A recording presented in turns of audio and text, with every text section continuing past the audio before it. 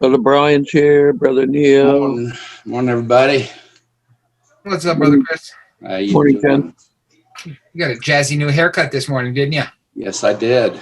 And for some reason, my camera is actually framing me right, so I'm happy. Normally, I'm like down here or something weird. I need a new camera. That's all there is to it. What's up, Bonchan? Give my son the cheaper one. Hey, Joe. Man, I love You guys hear me all right?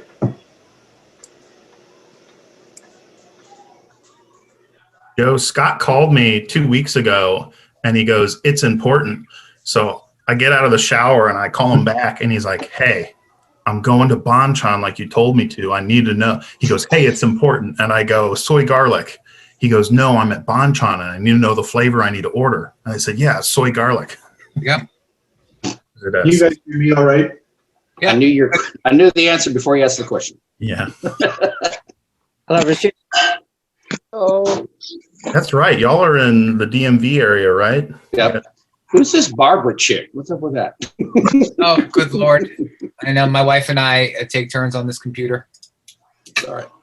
Damn it. Can't even spell my name right. And Neil dressed up. Is my audio okay or do I need a pair of headsets? I can hear you, unfortunately. Can you hear me all right? Can you hear me all right? Can you hear me all right? Yes, Neil, yes. you sound good. Yep. I had trouble linking the microphone, so. Ladies and gentlemen, Neil will be your waiter this evening. He'll be explaining the specials. Now he looks more like the guy that asked cigarette. That's Cigarillo? right. That's right. I'll be in the corner, the guy in the corner with the cigar. That's right. Scotch. Well, if it was warmer, I would be outside with my cigar in this meeting. So when it warms up, amen to that. Amen to that. Yes. Huge fan of cigars myself. All right. We have, just so you all know, where are we at? For the meeting, for the event, I had, maybe click 15 times. 32 people signed up as going, 56 interested. So that's our biggest number for that. Chris, there were people this morning asking me for the Zoom link. So Okay, excellent. So this could be a record for us. I shared it to my brother John Mallon in Motherwell, southeast of Glasgow. So perhaps you'll make Excellent. it on too. Excellent. Brother Spence, look at what I found on my shopping trip in Stratford yesterday. Get out! What got? Was there another one? Yeah, Brother Budge has got it. Sweet. Yeah, So my wife, we have it. We have it. Yeah. my wife has gone to Windsor for the weekend to look after grandkids. So Yeah. I'm going to have haggis for supper tonight. That's the way, brother. Get some potatoes on and tatties and. Or for you, less for me. Well, no, I'm not. I wasn't inviting myself during the pandemic. Thank you. I wanted to invite myself to eat haggis even if it weren't a pandemic, but that's just Brother Spence, you'd be welcome to come here. I sit in the kitchen and you could sit outside on the deck and we could look at each other through the patio doors. Okay, boss. Where I live in Cornwall, we have something very similar to haggis. It's called faggots. It's basically just the same thing, a small haggis, but in a small sort of cricket size or tennis ball size thing with skin around. Oh, yeah. Yeah, it's delicious. Like personal size. Yeah, exactly right. Yeah. Very personal nice. pan haggis. Yes, the Scotland Pizza Hut offers that personal pan haggis. You can buy the haggis covered in batter as well, in all sorts of weird things. Oh, yeah. Jeez. Brian, you're a co-host, so please let people in It would at your leisure. At my leisure, you mean sometime You're on eventually? point there, brother. Yeah. Oh, it's just a polite way. You know what's funny? If I say to you in like an email, as soon as possible, it sounds polite, but if I say ASAP, it's rude and like, do it now. And And I have no idea if STAT is actually an acronym, so but STAT would be worse. You need to add please, and then it's okay too. Okay. You can tell people to jump off a cliff if you say please at the end. They might do it, This is true. and they won't be offended. And you Dead, but not offended. anyway, if you're telling them to jump off a cliff, so don't worry. Well, we're all friends and family here. No worries, brother.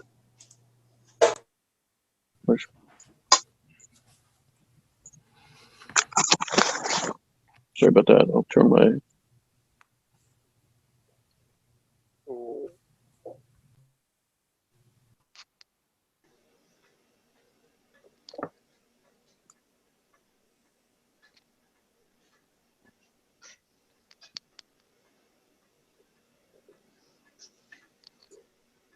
If you're using Zoom on desktop, it has a really nifty feature where you can mute yourself and then just hold down the space bar when you want to talk.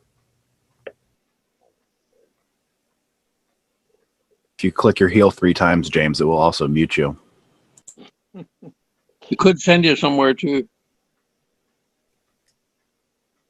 One of these days I'll be completely prepared to start this meeting on time and not have to go get a drink or anything. One of these days. So I want to say hello to everybody who agreed to be on the panel. Almost here, see you on here. I appreciate Joe Martinez connecting us, and I won't hold the fact that you know him against you. So. Reputation precedes me. Oh, Chris, John's not going to be able to make it. Okay. I shall make do with what we have. I see Greg's here. Just don't ask Brad anything because he's weird. Right. Well, that's half the fun. No. You ask the weird people the questions. Nice to meet you, Brad.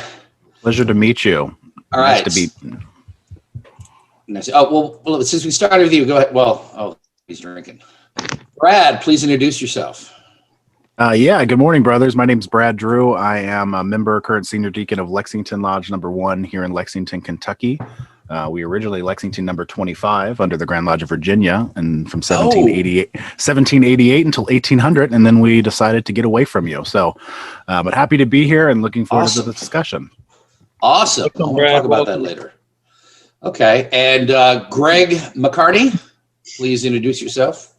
Good morning, brother. My name is Greg McCarney. I'm a past master of Midlothian Lodge number 211 in Midlothian, Virginia, and I'm also a member of Richmond Randolph 19.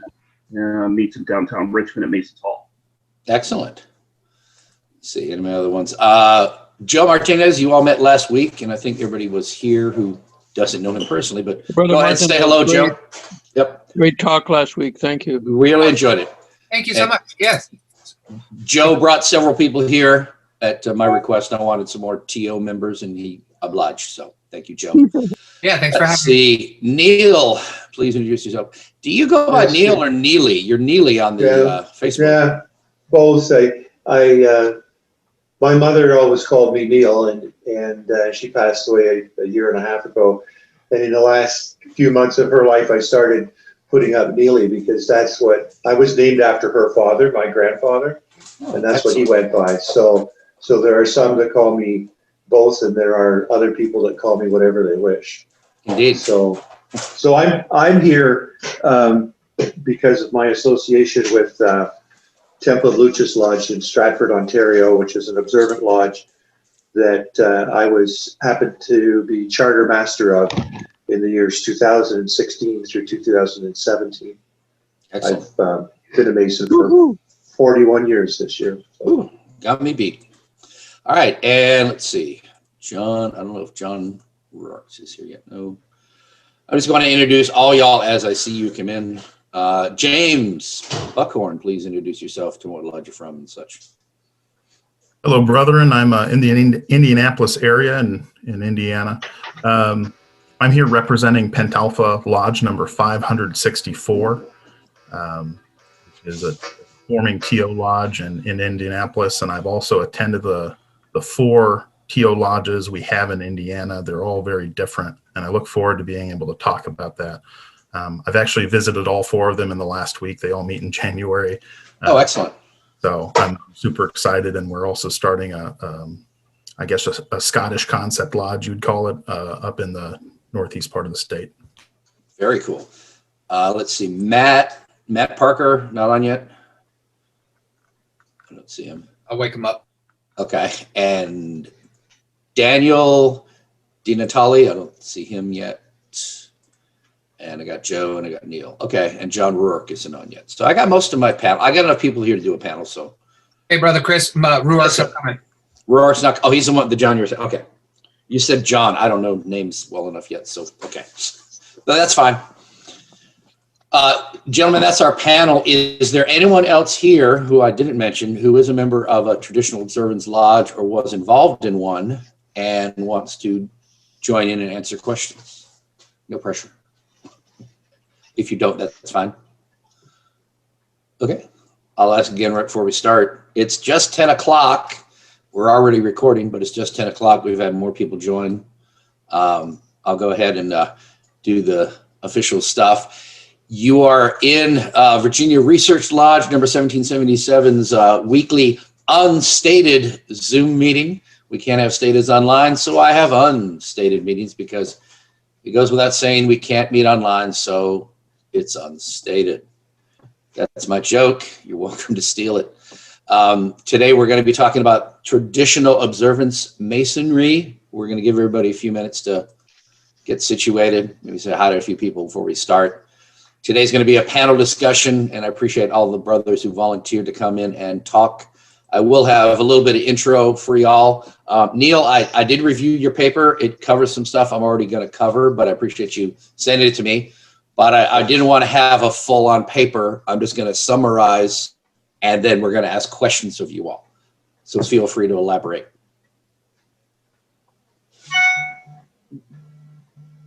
Oh, Matt's here. Ooh, Matt Parker. Excellent. Brother Matt, please introduce yourself. I am Matt Parker, Junior Warden of Wendell Lodge 565 in Wendell, North Carolina. I'm a founding member of the Lodge of the Nine Sisters, number 773 in Raleigh, North Carolina, which is one of the 3 traditional observance lodges in the state of North Carolina. All right, glad you're here. Excellent radio voice. I won't be mean to say you have a face for radio, but it's good to have you here. Thank you. Get them to help you. You're a Virginia Mason. Rooster is on, so everybody say hi to Rooster. Yes, Rooster is our senior warden, and Hey, brother. hopefully soon our worshipful master of Research Lodge, if we ever get to meet in person again. Good morning. Good to see you, Rooster. Glad you're here, sir. Ooh, we're up to almost 40 members. We're doing great here. Well, people are still pouring in, so we're not going to jump right into the talk yet. I want to give everybody a chance to get settled, and I don't want to catch it at the middle. I will say this is being recorded, and it will be out on YouTube. I'm a little behind, but I don't have last week's up yet, but I have previous weeks up, and I do my best to get the recordings up on YouTube within a week, and they're all accessible from the group. So if you missed one, or if you want to watch one over again, and somebody paused recording. Okay. That's weird. Okay. Recording was paused for some reason. Not sure why. But anyway, as I was saying, we are going to be on YouTube later in the week for people to go back to watch, or tell your friends who missed it they can go watch. Let me see if there's anybody else I need to introduce. I do appreciate everybody coming out.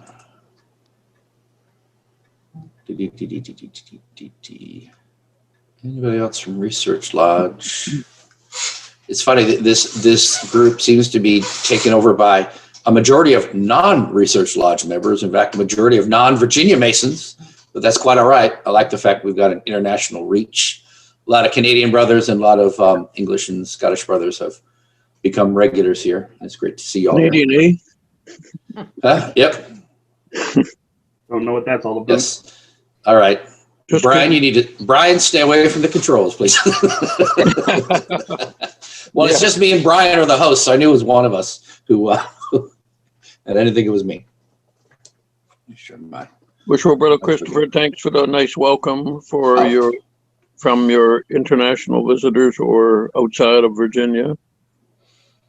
No, I do appreciate that. I intend to come down and harass you guys one day. That would be great. Maybe Neil and I both. Yeah, that would be great. I could be talked into that. Okay.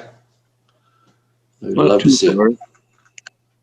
Well, that is the really cool thing about the internet. We're able to have these meetings, and I get to know people who are from other places in the world. It's kind of crazy, but we take all this stuff for granted. But I have to step back once in a while and go, we weren't even able to do this like 10 years ago. The technology is there, and thanks to COVID, we've started making more use of it. So that's one of the few good things to come out of this mess is we're doing more online stuff and meeting with brothers in other places. Part of my goal with this and the other subjects we have is I want to try and share what Masonry is like in other parts of the world.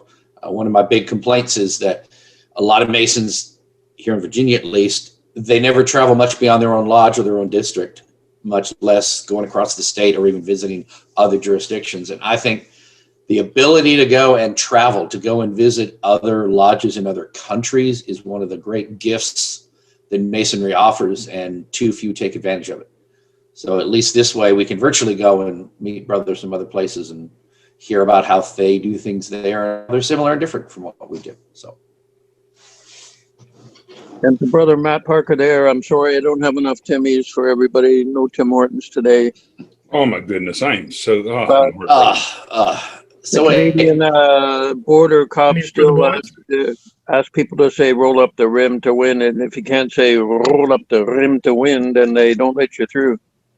Roll the otters. Okay, so why don't you tell everybody what a Tim Horton is? Because I know it's a restaurant, I think, but I don't know. Well, we're creeping into, we're in Western New York. I know that, but no, it's it's a coffee and donut establishment and sandwiches but very select. That was originally founded by brother Tim Hortons who played with the Leafs and with the Buffalo Sabres, and I think someone else. Okay. But he tragically died early in a hot speeding car accident or something like that. So, but it's a one-stop place if you want a light lunch. That's for sure. Okay. We try to have quality stuff. Great. And in Canada, they're everywhere. Okay. Yeah. What is the? I think that Mike Myers was kind of paying tribute to that in Wayne's World. Was it a Tim Hortons, or did they call it something else? I think they called it another. Stan Makitas. What was it? Stan Makitas. Right. Okay. Oh, so it was It's not an actual thing, but it was a Tim Hortons reference there. Okay. That's right. That whole scene where they were eating those great big crullers or something, or apple fritters there. Yeah, that's right too. Right. Okay. Oh, I see. We got a brother from the Dominican Republic, Brother Pete. Say hello, please. That's hello, cool. everyone. Good to be here. I hope I can learn a little bit. My goal here in the Dominican Republic is to try and get a pendant body York Rite going, Red Lodge, as they call it down here. For Royal Arch, and COVID kind of put a curve on that. I had to go to Panama to get all my higher degree work in York Rite so that I could commence requesting through our Grand Lodge the ability to form it. And right now it's on hold for a year, but I'm trying, and I hopefully maybe this year later on, if this COVID gets controlled, we can do it. Oh, excellent. That's really cool.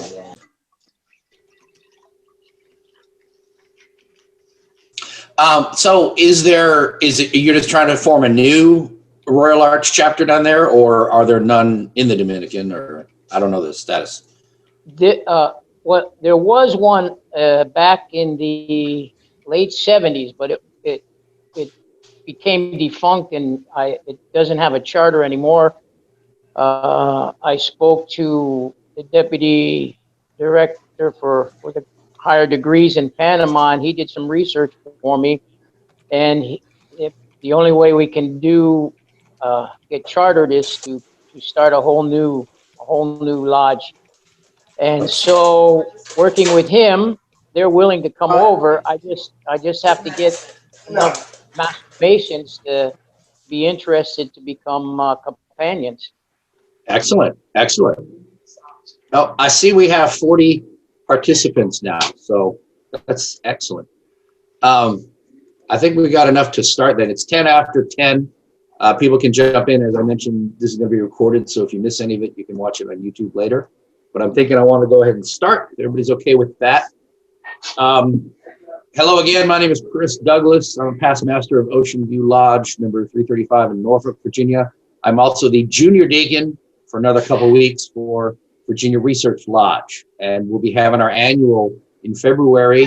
And I'll be making note of that. We are planning to actually meet in person to do our annual and elect Brother Rooster to Worshipful Master, and then close the meeting without having a speaker, and then go online and have our Zoom meeting sometime around 11 on that day. That'll be February 20th.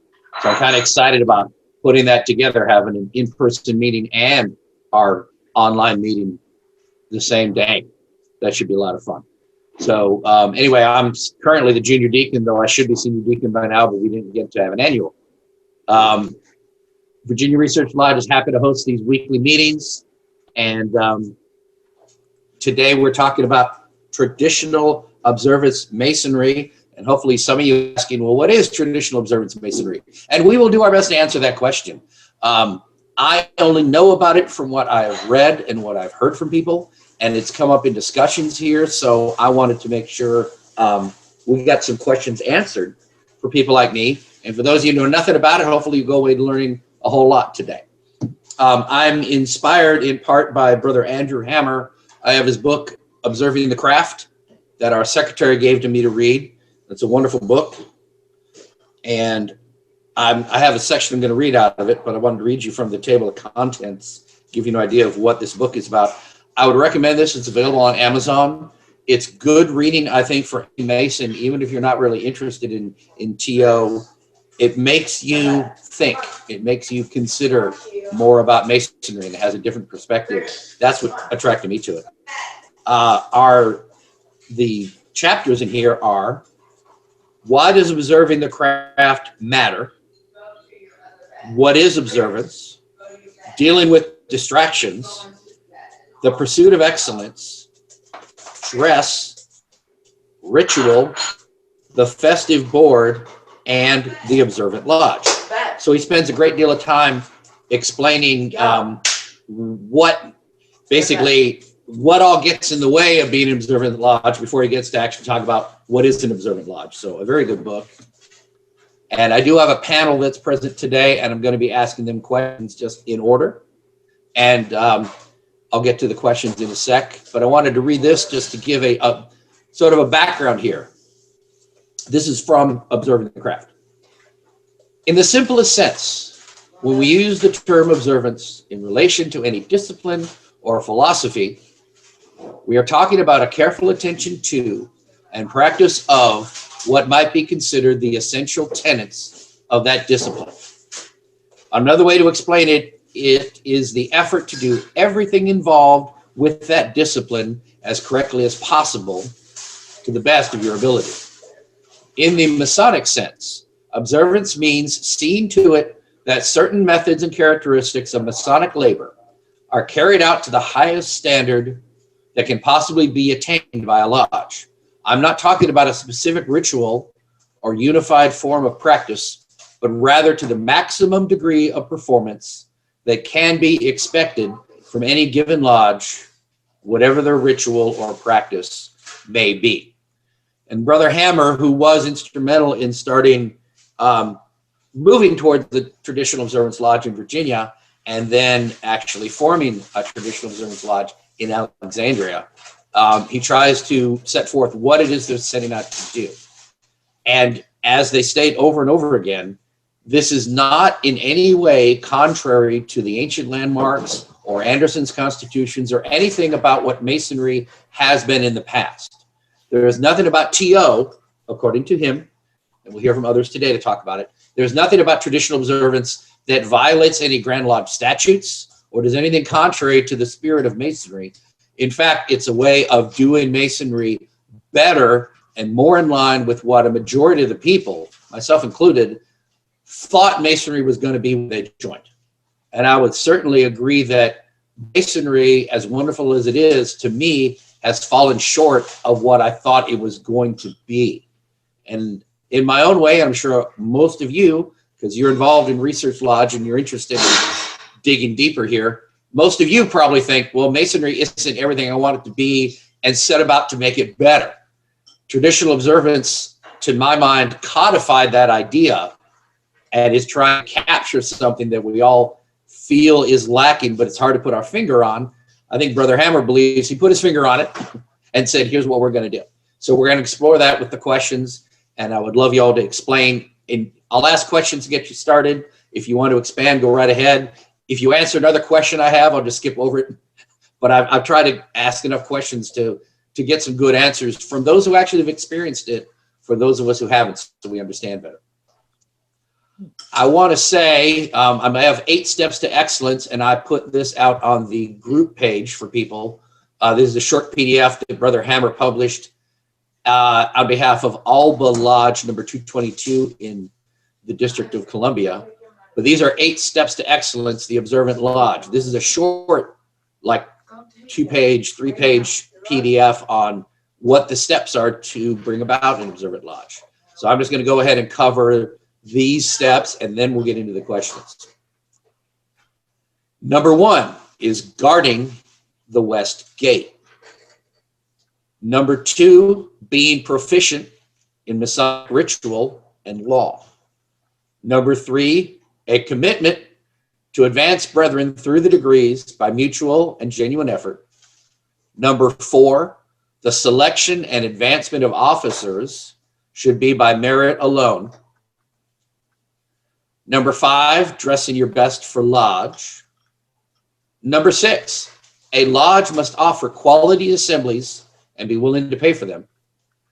Number 7, the return of a sense of awe to our ceremonies. And number 8, Masonic education at every meeting. All right, so we're going to go ahead and get into the questions, because I think I've talked enough to give you all a little background. And by all means, if I don't cover something, if one of our participants, one of you who are observers here, have a question at the end, feel free to ask. And if any of our panelists think I left something out, they're welcome to bring it up at the end. But I do think I will cover the majority in the questions here. So I'll start with Brother Greg and ask him. And if you don't have a good answer, by all means, just say, okay, and I'll go to the next guy. But I think each one of you can answer. I may come back and ask the same question more than once, but I'll just sort of see how this goes. So, Brother Greg, how is traditional observance Masonry different from regular Masonry? Well, brother, a couple things about my experience as well. I worked at McCoy Publishing, a Masonic supply company, for about 5 years, traveling across the country, and worked with Worshipful Brother Steve McCall, who's the president and owner. He is a member of my lodge, and I worked on a couple different books with him. I edited the book, The Craft Driven Lodge, by Dan Hrinko, who is one of the founding members of Arts and Sciences Lodge up in outside of Columbus, Ohio. I think it's in Hilliard, and had been friends with Andrew Hammer for about 10 years now. And the interesting thing when you come to the TO experience or the Traditional Observance Lodge, it really, the basis of it is, it's all about whatever the intention is of what your lodge experience wants to be. So with what kind of inspired Andrew in writing his book was he basically looked at what Masonry was doing or what they were doing in their lodge and how was it meeting their expectations. So when you sit down and look at what you're doing within your lodge, whether you're just coming in and having a standard lodge meeting where everyone shows up, they open the lodge, stumble through the ritual, read the minutes, then everybody goes downstairs and hangs out or eats dry chicken and watery green beans. Is that really meeting what your experience or your expectations was going to be? And that was where the traditional observant lodge kind of got its momentum. So these lodges, these brothers started coming together and developing ideas and taking inspiration from what lodge was like in the past, where they were meeting together and having formal or informal discussions within lodge rather than just listening to a speaker. Coming dressed to lodge wearing a tuxedo rather than just wearing a button-down shirt and jeans, those types of things. So looking at what they wanted out of their experience and how can they change what they're doing. And eventually this just got grouped together in this idea of the Traditional Observance or TO Lodge. That's kind of where it came from. All right, thank you. Brother Neil, what is the Chamber of Reflection? The Chamber of Reflection is a space, from my experience at our lodge building in Stratford. The Chamber of Reflection is a space outside of the lodge room that we use for new admissions to sit and reflect on their lives. Now, I say it as for new admissions because 10 years ago or 8 or 10 years ago, when I first was associated with the Observant Masons in Stratford, I went to their discussion group. This was before we had a lodge. And our now Grand Master had invited me to this discussion group. And when I got there, they gave me a pencil and a piece of paper and they said, we're going to take you to the Chamber of Reflection. And like I said, it's a small, dark room lit by a candle with a simple desk and a simple chair and some artifacts in the room, an hour, like a time hourglass and bones and maybe some chemical symbols. And I was told to reflect on my life and write down on the paper what was important to me and what was important to me for coming to this meeting. So we used the Chamber of Reflection even before we had our Observant Lodge set up. Now that we have our Observant Lodge up and running, the Chamber of Reflection is used for candidates for degrees, initiation, passing, and raising, to sit and reflect on their space in life before they embark on the experience. And we would put somebody in the Chamber of Reflection for as much as 45 minutes, kind of however long you want. When I did it before this discussion group, I sat down and I started writing, and I forget now, but I ended up writing 2 or 3 pages of thoughts, and nobody reads them at our lodge. They're your own thoughts for you to put down on paper. They're sealed in an envelope and are put in the archives of the lodge. But it's meant to be a purging process to prepare you to enter what we could like to call the sacred space of open lodge for the degree experience that you're about to have. And that was a good picture. Thank you. Yeah. Give it a little background. I don't have a lot of visual aids, but I'll use what I have. Okay, Brother Brad. How do you dress for stated meetings and degree nights? Yeah, so obviously my experience is from Lexington Lodge here in Kentucky, and just so I can get that out there before any other questions. So we are not a traditional observant lodge. We do not call ourselves a TO or a traditional observance. We call ourselves a heritage observance lodge. And I can get into the reasons why on that later. But for us, every stated meeting is suit and tie. We are not very strict on tuxedos. However, we do require tuxedos for all officers at installation ceremonies. However, every meeting, all members, visitors, and officers are required to wear suit and tie or coat and tie. If we have a visitor that reaches out beforehand that wants to come and visit with us, I actually chair that committee on connecting them and inviting them. And part of my response to them is our required dress code. And degree work, typically degree work, all the officers wear tuxedos. And if you don't have a tuxedo or can't afford a tuxedo, or if there's different reasons, we look at options to getting you one, or minimum a black suit, white tie, or excuse me, black suit, white shirt, black tie. And that is how we operate in Lexington. All right.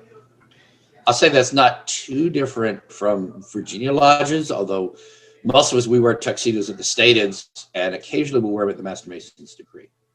So I got the impression that it was from Andrew Hammer's book that it was tuxedos or very formal dress all the time. I will say there are lodges that have like casual nights, or they're very they're not very strict if a member shows up in just a polo or whatever.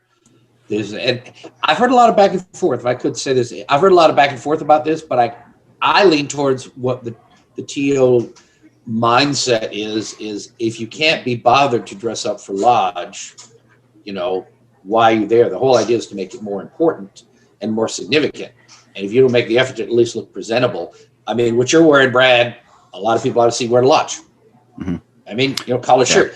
But then the other argument seems to be like, well, I'd rather have somebody showing up in the meeting, and if they're put out and they don't feel comfortable wearing a tie, they're going to stay home because they have to wear a suit.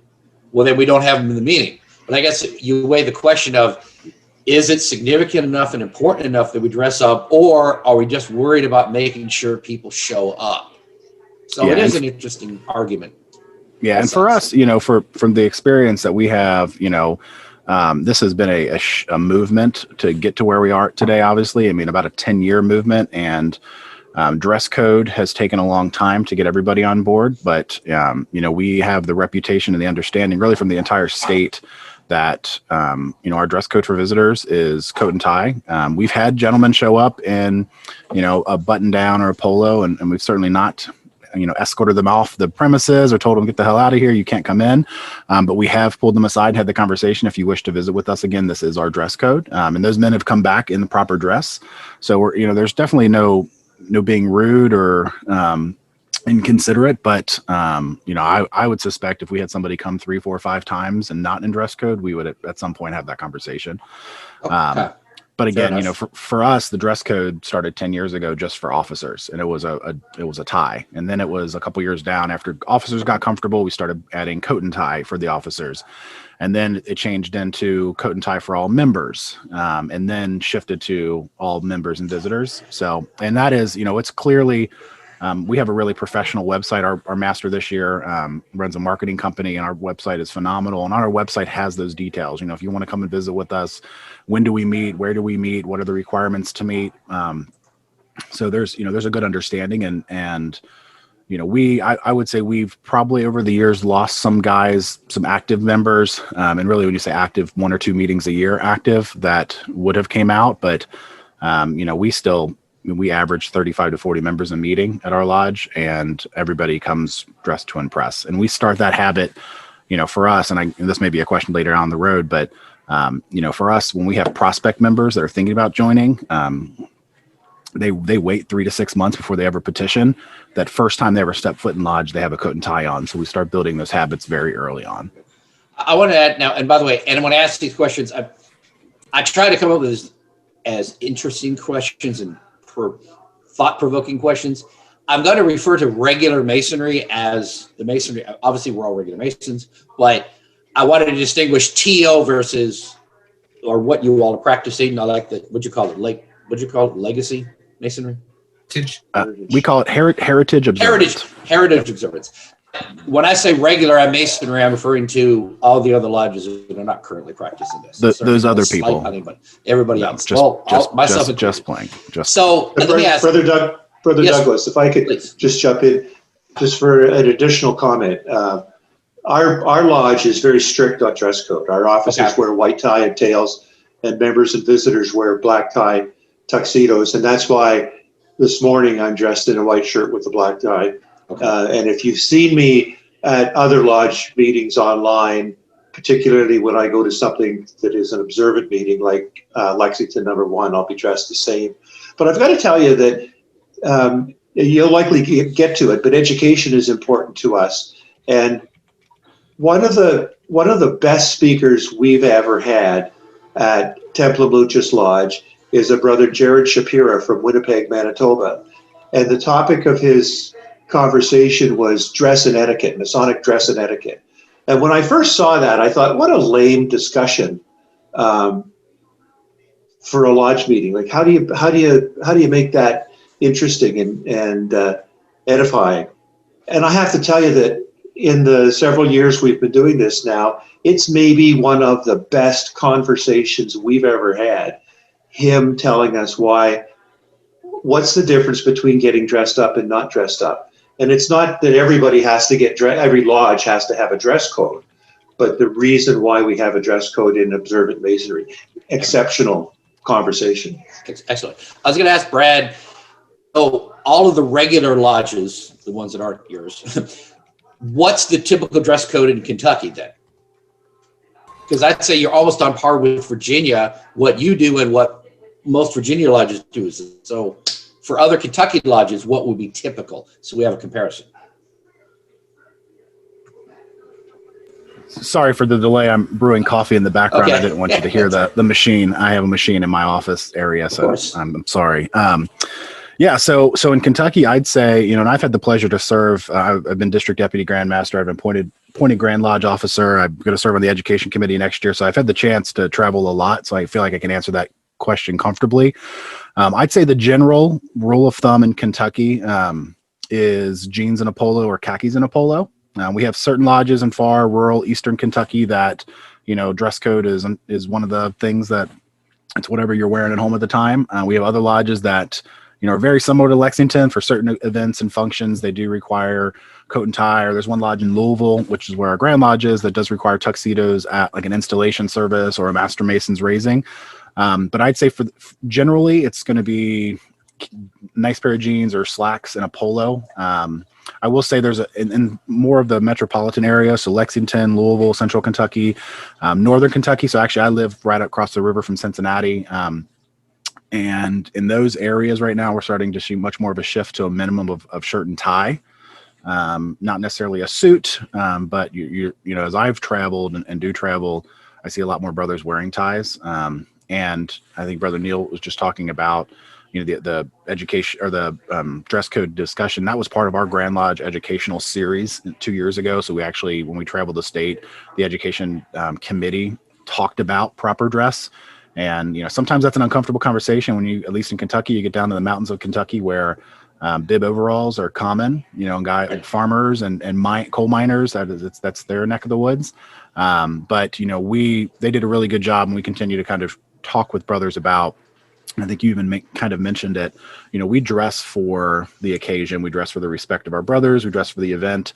Why do we dress any differently for a wedding or a baptism or something like that, and then go to lodge in jeans and a t-shirt? So, I'd say there's a movement shifting in Kentucky, but there's still a good population of, jeans and a polo. I'll tell you, 10 years ago, 7 years ago, maybe even 5 years ago, you'd see a lot more lodges dressed down.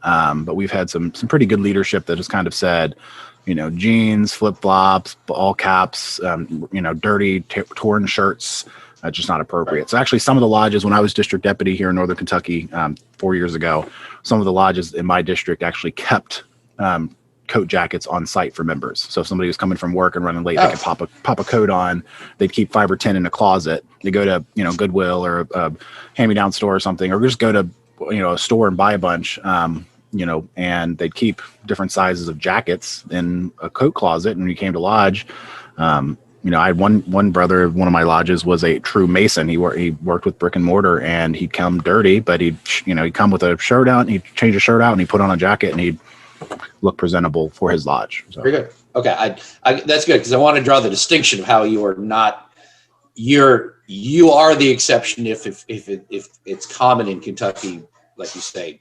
Yeah, we are the only, and I not this is not a good thing or a bad thing, but we are the only lodge like our own in the state of Kentucky, and I would comfortably say that. There are other lodges that have come and visited that are taking back learning best practices and sharing best practices, but we are the only lodge. We're the only heritage style lodge in the state. Very good. Brother James Buckhorn, what sort of meals do you serve, and do you pay for each meal at the time? Yeah, so I'll talk about two of the lodges here in Indiana, Crown Martyrs and Lodge Vitruvian, which some of you may be familiar with. Typically, there's a festive board after the meal with both of those lodges. And as far as I've been attending for the last few years, it's always been off-site. At one of those lodges, you pay $50, and then the lodge kind of covers everything and tip and just takes care of it. And it's a nice way to just, you're going to pay $50 for your meal. $50 just to defray expenses. Yes. The lodge picks up. Wow. Okay. And that's every meeting. Every meeting you would. Yes, and I think something that maybe we haven't touched on, and in my experience, it's the frequency of observant lodge meetings is Pentalpha meets 6 stateds a year, and that's a lot for a TO lodge in Indiana. And then the other 3 lodges plan to meet four times a year or 5. So each experience is a pretty, it's a calendar event. You put it on your calendar, you're looking forward to it for a long time. I think it's that way across much of the United States from my experience. So it is worth it. You're putting on your suit, you're going to lodge. The ritual starts when I put on my suit, I go to lodge, I see incredible Masonic education at the meeting or after the meeting at the festive board. I will say in Indiana, Crown Martyrs and Vitruvian do it differently, with Crown Martyrs doing education in the middle, often flying in a renowned speaker or having someone drive in from close by who has something really special to hear. Vitruvian will fly in people from out of state in non-COVID times, and they've got an incredible restaurant upstairs. It's tiled off, and we have the wait staff trained to come in, take our orders, and then bring the food. You have the speaker, and then they leave. And the speaker speaks while you're having an incredible meal in a very nice restaurant where everyone's wearing a tuxedo or a black suit. Excellent. I just want to point out by way of comparison or contrasting here, for those of you who don't have research lodges in your state or you're not familiar with them, Virginia Research Lodge is one of 5 research lodges in Virginia, and we own 4 times a year. And you must be a member of a regular lodge and maintain your membership in that blue lodge, and then you affiliate with the research lodge. We meet 4 times a year, and we're focused solely on Masonic education. We don't make new Masons. You must belong to a regular lodge, and you must maintain your membership, by the way, in that regular lodge. So we are, in a sense, similar. Of course, we're older. We're 50 some years old. Research lodges have been around longer than the TO movement, but we do have some similarities in the sense of we meet less often. But again, it's a separate body. It's not the only one. I guess, let me ask you, James, since I have you up, do you typically belong just to a TO lodge, or do you belong to another lodge as well? And what's typical? Me personally? Yes. So I think a lot of us, and I shared a quote in the chat that I'll share now, and that'll kind of explain a little bit of it. Traditional observance or observant Masonry will ruin regular Masonry for you, but in the best way. You can't unring a bell. And in my experience, a lot of these guys that I bring into a TO lodge just to visit, I don't have the intent of wanting them to join the lodge because it's up to each man. But a lot of these guys that just go to observant lodge once, they go, oh my God, this is what I've been missing. Where this is the Masonry I read about. This is what I thought Grandpa was doing or great grandpa was doing. So I was I joined a non-TO lodge, and I think it's sad that a lot of TO lodges don't necessarily do degree work. They're not really made to bring people in. But no, I'm a member of other lodges as well. Okay, thank you. And is that typical then? Yes, I'd say that's extremely typical. In Okay. Indiana, it's, we're all beholden to the Grand Lodge of Indiana. I will say a couple of lodges have set their cost to join, their joining cost being a few $100s more than you'd see at a regular lodge, where maybe it would be just, enough to cover the cost of the apron and materials. So it's kind of, you're gonna have some skin in the game if you want to join. Okay. That's interesting. So in that sense, although it's not, and I don't want to try and say a research lodge is a TO lodge, I'm just pointing out how we are similar. And in that sense, it is where you belong to a regular lodge. And you say they don't go out of their way to bring in new Masons. They can, but you're saying they generally don't. That's not. As a generality, I'd say that's correct. Wow. The lodge that I'm senior warden of, Pentalpha, it's a little bit different because it's a lodge that almost died a few years ago. And we've had a group of brothers come in and have kind of converted it into a more TO style lodge, progressively getting more and more.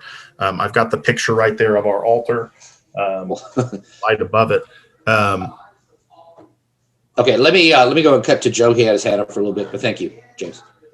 Joe, please. No, I was thank you. I was actually going to touch on what James was saying, because he brought up a really good point in that, and I'll give you my first experience ever with an observant lodge. I went to a lodge in DC, and I left from work, and work for me at that time was like a blazer and a button down, no ties or anything like that. And somebody had recommended I go to this lodge and check it out. So I drove across the bridge and went there. And I showed up and said hello, and they were handing out drinks and stuff, and I was meeting people. And the master came and stopped me. He's like, "Hey, just so you know, we require a coat and tie." And I was like, "Oh man, I only have a coat. I don't have a tie." And they said, "Great." So they walked me to the closet, and they had jackets and ties and things like that. And but they were actually really strict about, you got to put a tie on before you come in this room. And I think for most people that would turn them off, but I thought that was really awesome. That was my first experience with, green beans, not green beans masonry. And, I thought that, like I said, it struck a chord with me. And then, so I started going to that lodge quite a bit. And just to touch on what James was saying, after a couple of meetings, I said, "Hey, this is the kind of masonry I actually want to start practicing. This is way different than what I'd seen before. And I'm actually, this is up my alley." So I asked for a petition, and I said, "I want to affiliate." And one of the brothers came up to me and said, who I'd known for a while. He said, "No, that's not the way it works here." He's like, "You start coming, and you get to meet all the brothers here, and we get to know you really, really well, and then we'll give you a petition. When we think you're ready to join." And remember, I was already a Master Mason, so I was just joining to affiliate.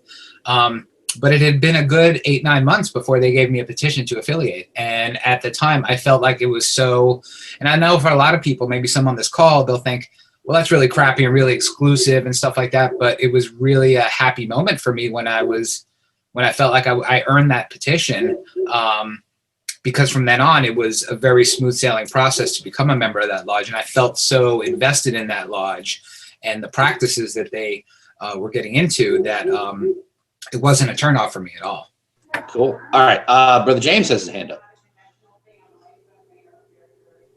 So I touched briefly on Pentalpha Lodge, where I'm senior warden, and I think one of the things that maybe sets us apart from a lot of TU lodges that I've seen is that our primary focus, I'd say, if you say there's 4 flavors of observant masonry in Indiana, then Pentalpha's is the candidate experience, and just doing everything you can think of to make sure that the candidate, what we do is all about the candidate.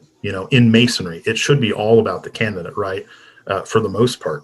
So Pentalpha is all about the candidate. I can't say that these other lodges have been bringing in a lot of people. That's not really what they're designed to do. And again, I go to all these lodges because I love all the different flavors we have here. Okay. I want to say this, and that's one of the things in reading the book that struck me, and I have had this discussion with me in my own lodge. We have 3 candidates. Great. We're going to do 3 initiatory degrees, and we're going to do each one, and the guy's going to sit down, and we bring in the next guy, and he's going to sit out and then you'll just do the EA lecture. And I want to say this, just from my experience, if I'm going to the trouble of joining a Masonic lodge, I'll wait an extra month to get my own dang initiation. I think it does an incredible disservice, especially for the Master Mason's degree, but it's more especially actually for the EA because that's their first introduction to things. But I don't like multiple candidates, and I don't care how backed up your calendar is. In reality, if it's not a quality experience for each candidate, what difference does it make if you hurry up and bring them all in? I'm sorry. Is the rush to get them into Masonry, or is it to get them to experience Masonry to the point that they want to come back? That's why I'm totally dead set against mass initiations, which is apparently, sadly, every 3 years in Virginia, we have a 1 day class. And I was just obscene. 50 men coming in, 50 to 100 men sitting on the sidelines, and one guy gets to go up there and go through the degrees, and you're just watching it. You might as well, I'll step on toes, you might as well be a Northern Jurisdiction Scottish Rite Mason and get a DVD to watch of the degrees. I'm sorry. If you're not experiencing it, you're not being initiated. And that's just my take. Brad, you had your hand up. Yeah, thank you. I've been sitting here quietly, just absorbing. But I was going to call you. You're the next one to call a question, but go ahead. Go ahead. Oh, great. I mean, we've hit a lot of my hot button topics. Okay. And when we talk about traditional observance masonry, the first thing I'll point out, you open mentioning Andrew Hammer's book, Observing the Craft. And if you notice, nowhere in the book does Andrew refer to it as traditional observance masonry. He just calls it observance masonry. And I've had a conversation with him about this on a couple of occasions. And he makes a very good point. He said there's nothing traditional about it. What's traditional in your lodge is not going to be traditional in my lodge. What's traditional in your jurisdiction is not going to be traditional in the next jurisdiction. It's just observing the craft. It's an observant lodge. And we've talked about, the dress. And most observant lodges, from my experience, are tuxedos. Some are white tie and tails. Some of them are just traditional tuxes. My lodge, just traditional tuxes, black tie, black vest. But the dress that's window dressing. The observance comes in showing respect or that reverence to the craft that it deserves, to really exploring the meaning of masonry and the degrees. So the dress is not the important part. It's what you bring to the lodge, what you bring to that meeting. So there should be this sense of decorum, a solemnness to the lodge. You're there for a reason. You understand the symbolism of a tiled lodge and being able to shut out the outside world, and you are creating a sacred space. So you could have a TO lodge where brothers just showed up in open collar and sport coat. Fine. That's fine. I'm not going to judge. I do kind of draw a line. I've only worn jeans to a lodge once in my life, and that was because I was asked to attend at last minute to visit a lodge. But if that's the culture in your lodge and you want to go for that, look, as long as they're clean and you're dressing presentably, that's fine. If you're showing up in a wrinkled t-shirt and dirty jeans with holes in it and stuff, I just don't think there's any excuse for that. The excuse that, I just came from work. Great. Throw a jacket in the car. Put it on at the lodge. I know a lot of brothers that would leave a shirt and jacket hanging in the lodge so they'd have something to change into when they got there. Personally, I kept a tuxedo hanging behind my office door at the office just in the event that I couldn't run home and change into a tux. So there's never really an excuse for walking into a lodge looking like you just picked your clothes up off the bedroom floor and threw them on. But anyway, I'll get off my soapbox there. But the point is that observant Masonry is really more about observing the craft. The rest of it is window dressing. Thank you. I appreciate that. Yeah, I just want to take a detour for a minute, if I could. We have a brother, F. I just see F. I'm going to ask you to at least introduce yourself. Let me get your name, if you don't mind, since I don't even see you.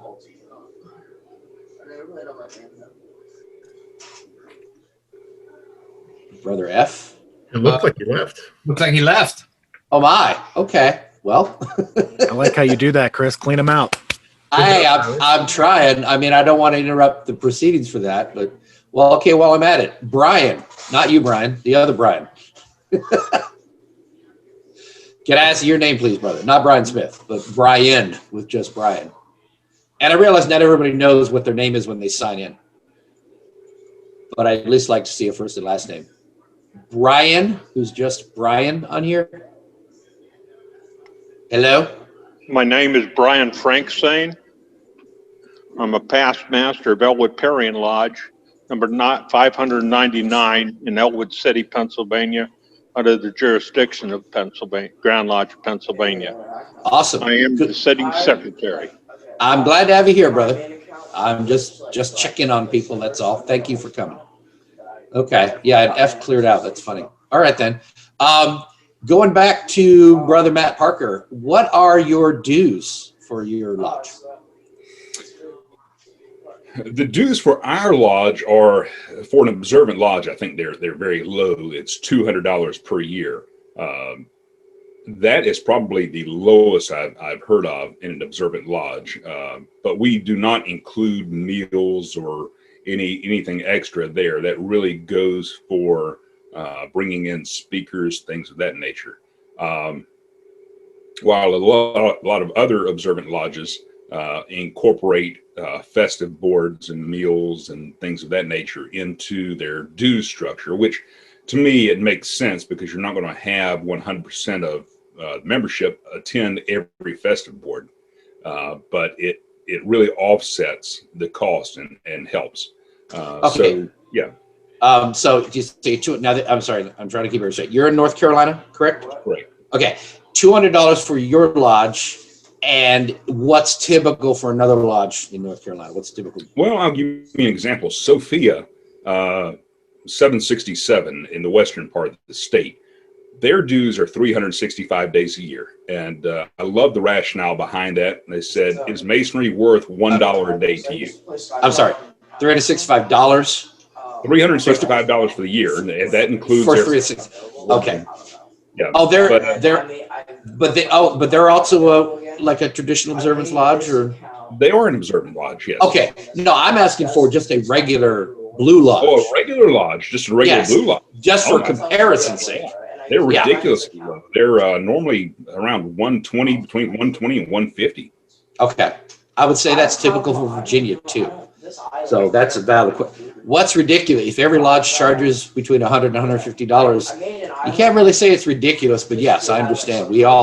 We do seem to sell it a little cheap. $10 a month. That's not even, that's barely lunch. That's not even dinner anymore. That's one lunch a month. Eat it out. So go ahead. Oh, I'm sorry, Richard. I'm sorry. I'm gonna hold on, Richard. I'll get to you in a minute. I see your hand up. I don't want you to let you know I'm forgetting about you. I'm trying to manage both here. Please wrap up your point, then I'll get to Richard. Go ahead. All right. So just very quickly, the reason why I say they're ridiculously low.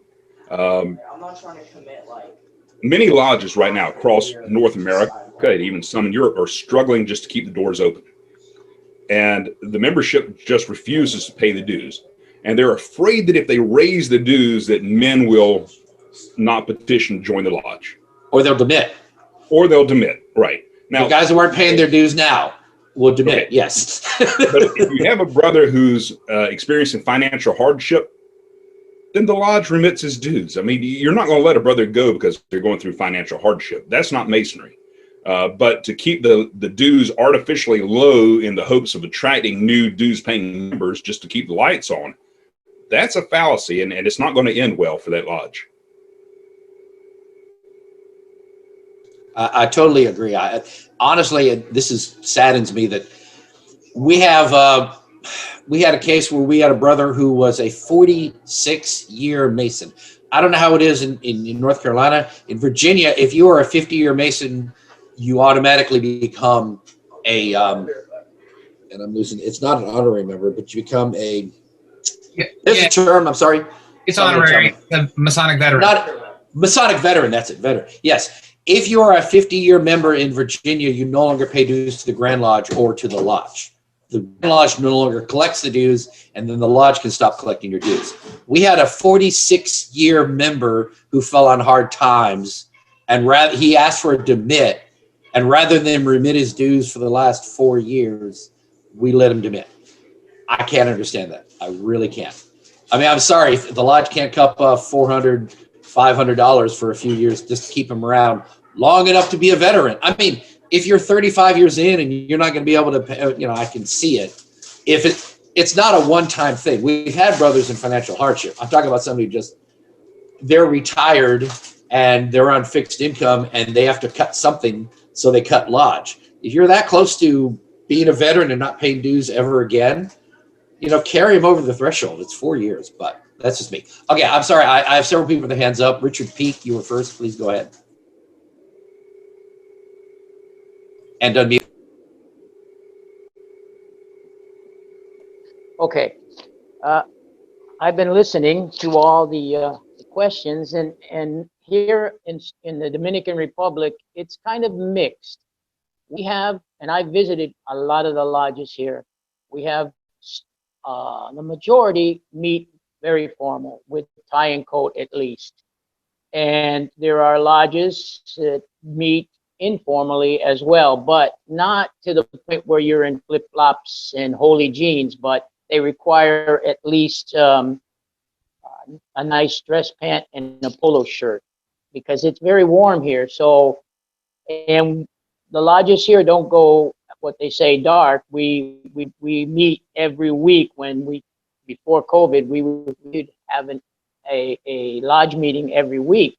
So in the summer, when it's close to 90 plus in here, they go to the polo shirt and the pants. But if it's ritual work, it's mandatory here that you do your ritual work in full dress, which is here a white shirt, black tie, black suit, basically.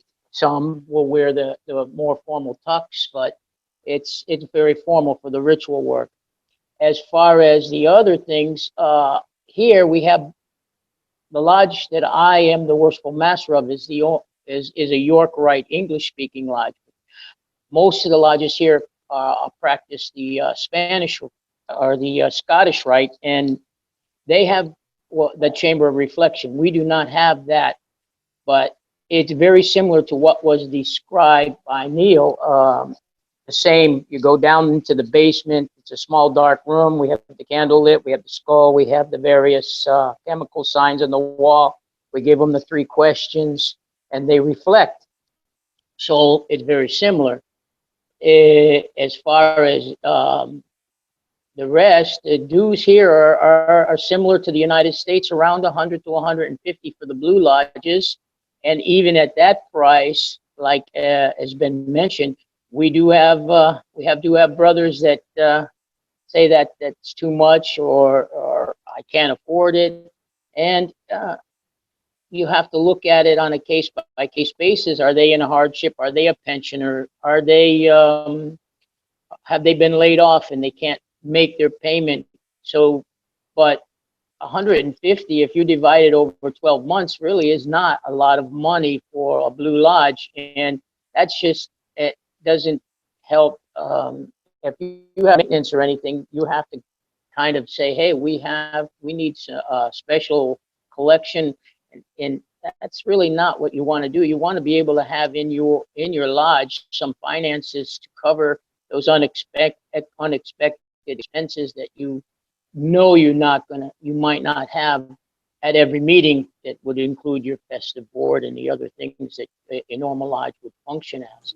So that's how it is here.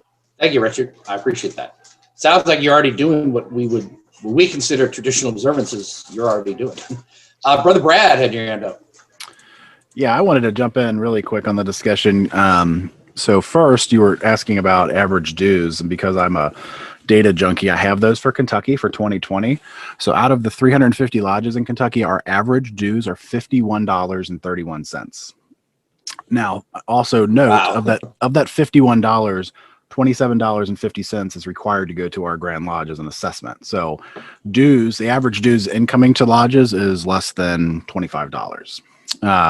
Second piece I wanted to mention, somewhat similar, I guess, to Virginia, but a little bit different. When we have members in Kentucky hit 50 years, they're declared a free member. However, per our Constitution, it does not allow them or does not remove them from paying lodge fees. They do not have to pay the assessment, but lodges are still able and allowed to ask them to pay any lodge fees. So if you have again, $27.50 is our assessment. If let's say your dues are $127.50, and once they hit that 50 mark, they could still be asked to pay that remaining $100. Not a lot of lodges do that. We do at number one. But not a lot of lodges do. But what I wanted to share around annual dues, it's a little bit different than what I've already heard from some of the other brothers talk. So our annual dues built into our bylaws are recalculated and reevaluated every single year. We don't have a standing, we have a standing rate for 12 months, but every year they come up. And we reevaluate those based on what our budget is for the year and how many members we have. Not how many active, not how many 50-year, and not how many whatever. Entered apprentices to the oldest master mason in our lodge. We take our total annual budget and we divide it by active members, and that is our lodge. Those are our dues. So for the last 2 years, we've been able to retain that at $240.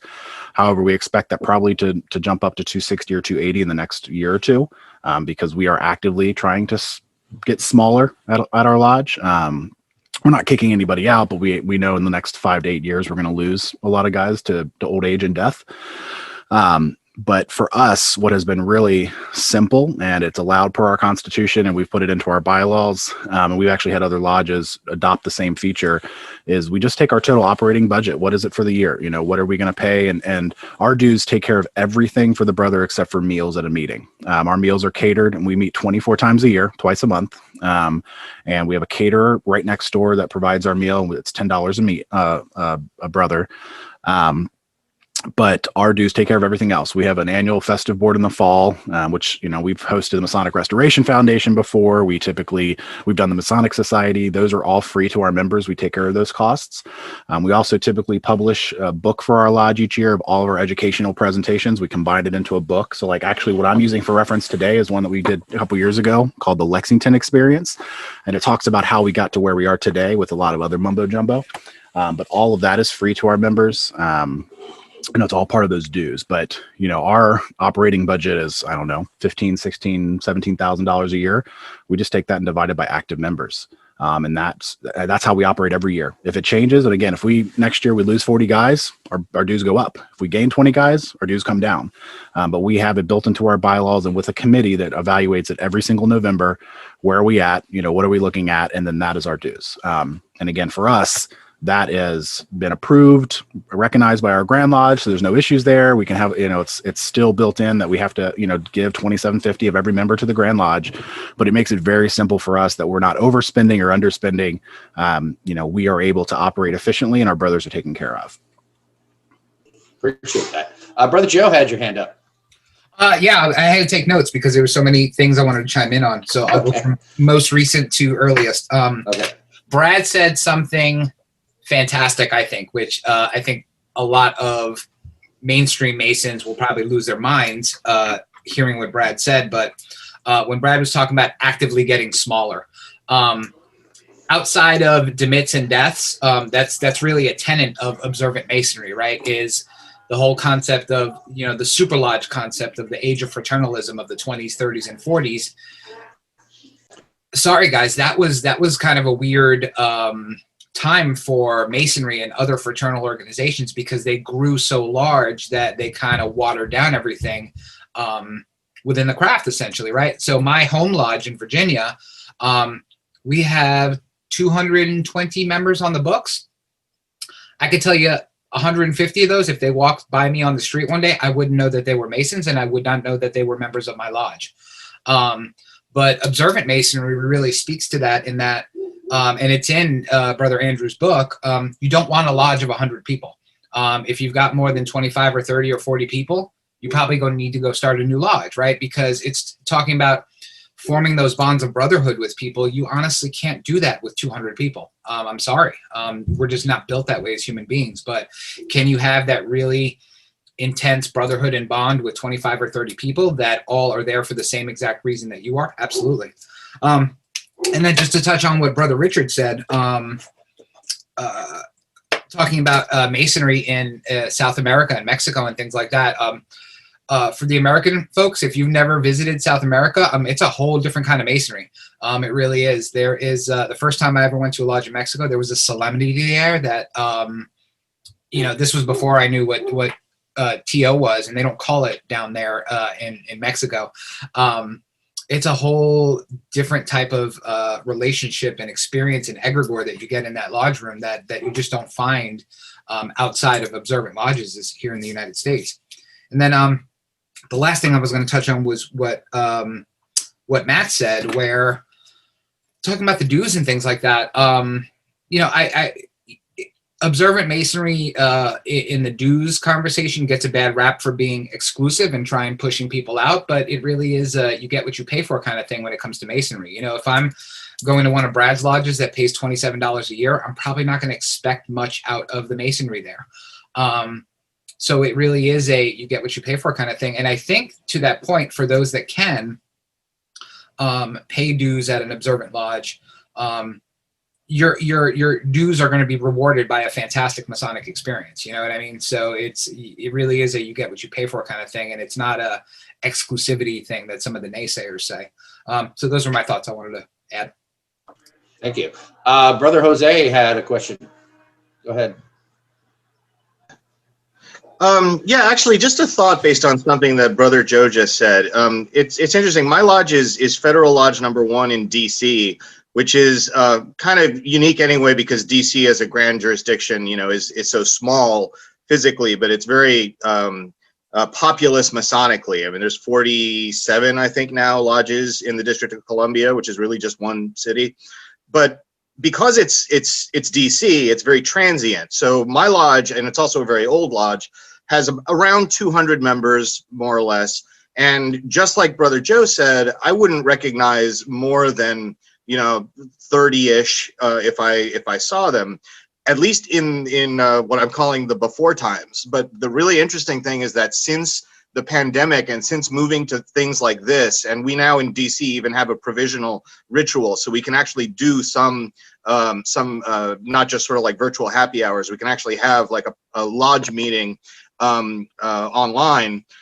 Suddenly, it's funny how active a bunch of our long distance members who may have been members of Federal since the 70s, but then moved to Iowa or Arizona or something, and now they're logging in again. And I'm getting to know members all over the country now that we've kind of scattered to the winds, because this technology, which is very not traditional observance, is allowing us to sort of pick up some of the fraternal aspects.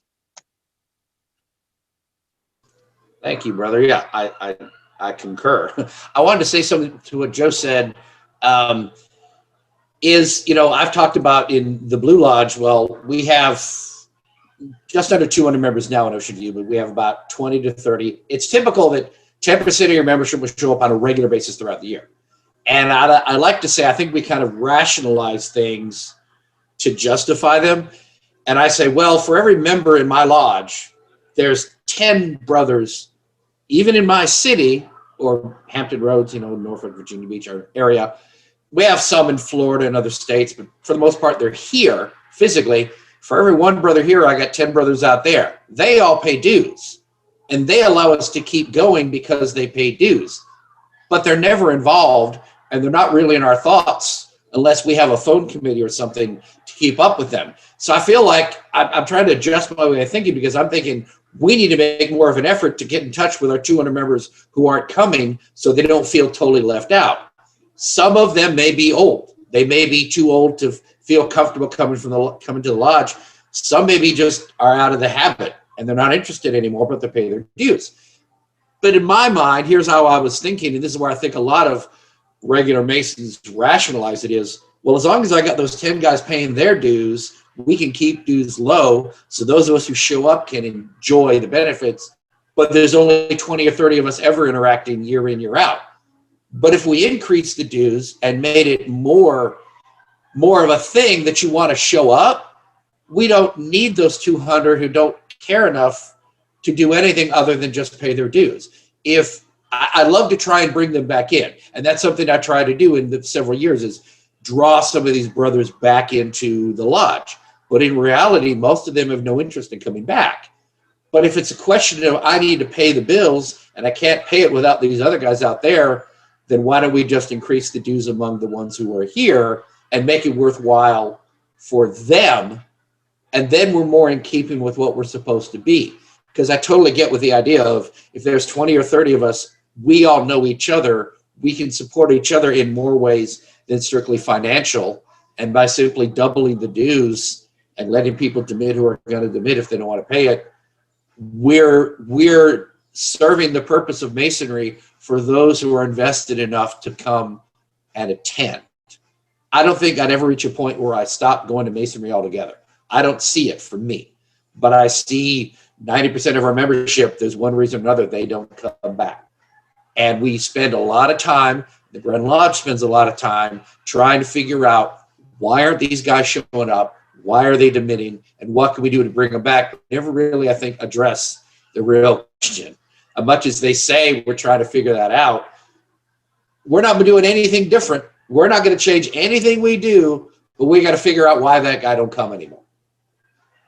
So are we totally, and have we, because I'm guilty of this, are we rationalizing the status quo and perpetuating it instead of asking the hard questions? Which is why the whole reason I want to have this subject is to ask the hard questions. And like, maybe we could be doing things better. And if it's not for everybody, I don't want to take anything away from anybody. If you're happy with your lodge exactly the way it is, I want to leave you to it.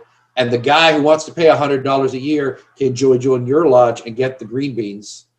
And the guy who wants something more can come with us. And that way everybody gets what they want. Just my thought. Brother Matt, you had your hand. Yeah, thank you, Chris. I'm sorry. There was a guy. Someone had their hand. Who was it? Greg. I'm sorry. Yeah. You didn't have your hand up. You just, I'm sorry. Go ahead, Greg. There's a hand up. There's a hand up icon. So yeah. I only see those. I don't see all your faces. I don't. So sorry about that. Go ahead, Greg. Second time I've been on Zoom. So there's a couple things popping up and that I've been hearing in the conversations, and I want to point to one thing in particular. If you haven't, the first item that we had that I think the brothers who are either already involved with a TO lodge, or if they're looking to begin a TO lodge or convert their lodge into a TO lodge, or if you're just concerned with where Masonry is today and how our membership is, there's two excellent books written by John Bizak, who is a member at Lexington Lodge number 1, and I found one sitting on top of on top. It's Island Freemasonry. If you haven't gotten a copy of this, definitely it's worth a read. And the interesting item in there that John goes into is he talks about the split between English Masonry and American Masonry. Well, what he does in the book is we normally think that Masonry hit its peak and started coming down in the 1920s, the 1930s, the 1940s, but really the position that we're in, he proposes the idea that it actually stretches farther back to the development of the United States and the westward expansion and Manifest Destiny, so that Masonry was incorporated into the development of towns and cities as we colonized or as we spread across the United States. So we in American Masonry have focused more on a community outreach versus a more internal self-development. like you see in the English Masonry, Scottish Masonry, Irish Masonry. So where they're focusing more on the internal philosophical side of Masonry, American Masonry has grown into more of a community, into a community organization. That's one idea that he has in there, and he talks about how that develops. So within that idea, it's very interesting to take a look at that and see where we're at. He will step on your toes, just like Andrew Hammer's book will, and some of the other ones where they challenge your ideas of what modern Masonry is like. The other another item that I'd like to bring up, as far as how our lodges function, there was a study done in the Grand Lodge of Virginia a few years ago that studied the lifespan of a Mason in Virginia. Okay, how long a Mason will be a member within Virginia. And when they did the study, in Virginia, we have 3 methods of becoming a Master Mason. You have your traditional method, which is when you go through your 3 degrees separately. And in between those 3 degrees, you're memorizing the catechisms, the Masonic work. You show your proficiency in open lodge, and then you are conferred to the next degree. The second is a traditional method, it is what we call the alternative method, which is basically a book that walks you through the ceremony and gives you the symbols and gives you some explanation behind it. That was developed basically for the people who have issues with memorizing, and it was a kind of a step around from having to stand in front of a group and basically do parrot masonry. The third method was the one-day conferral class.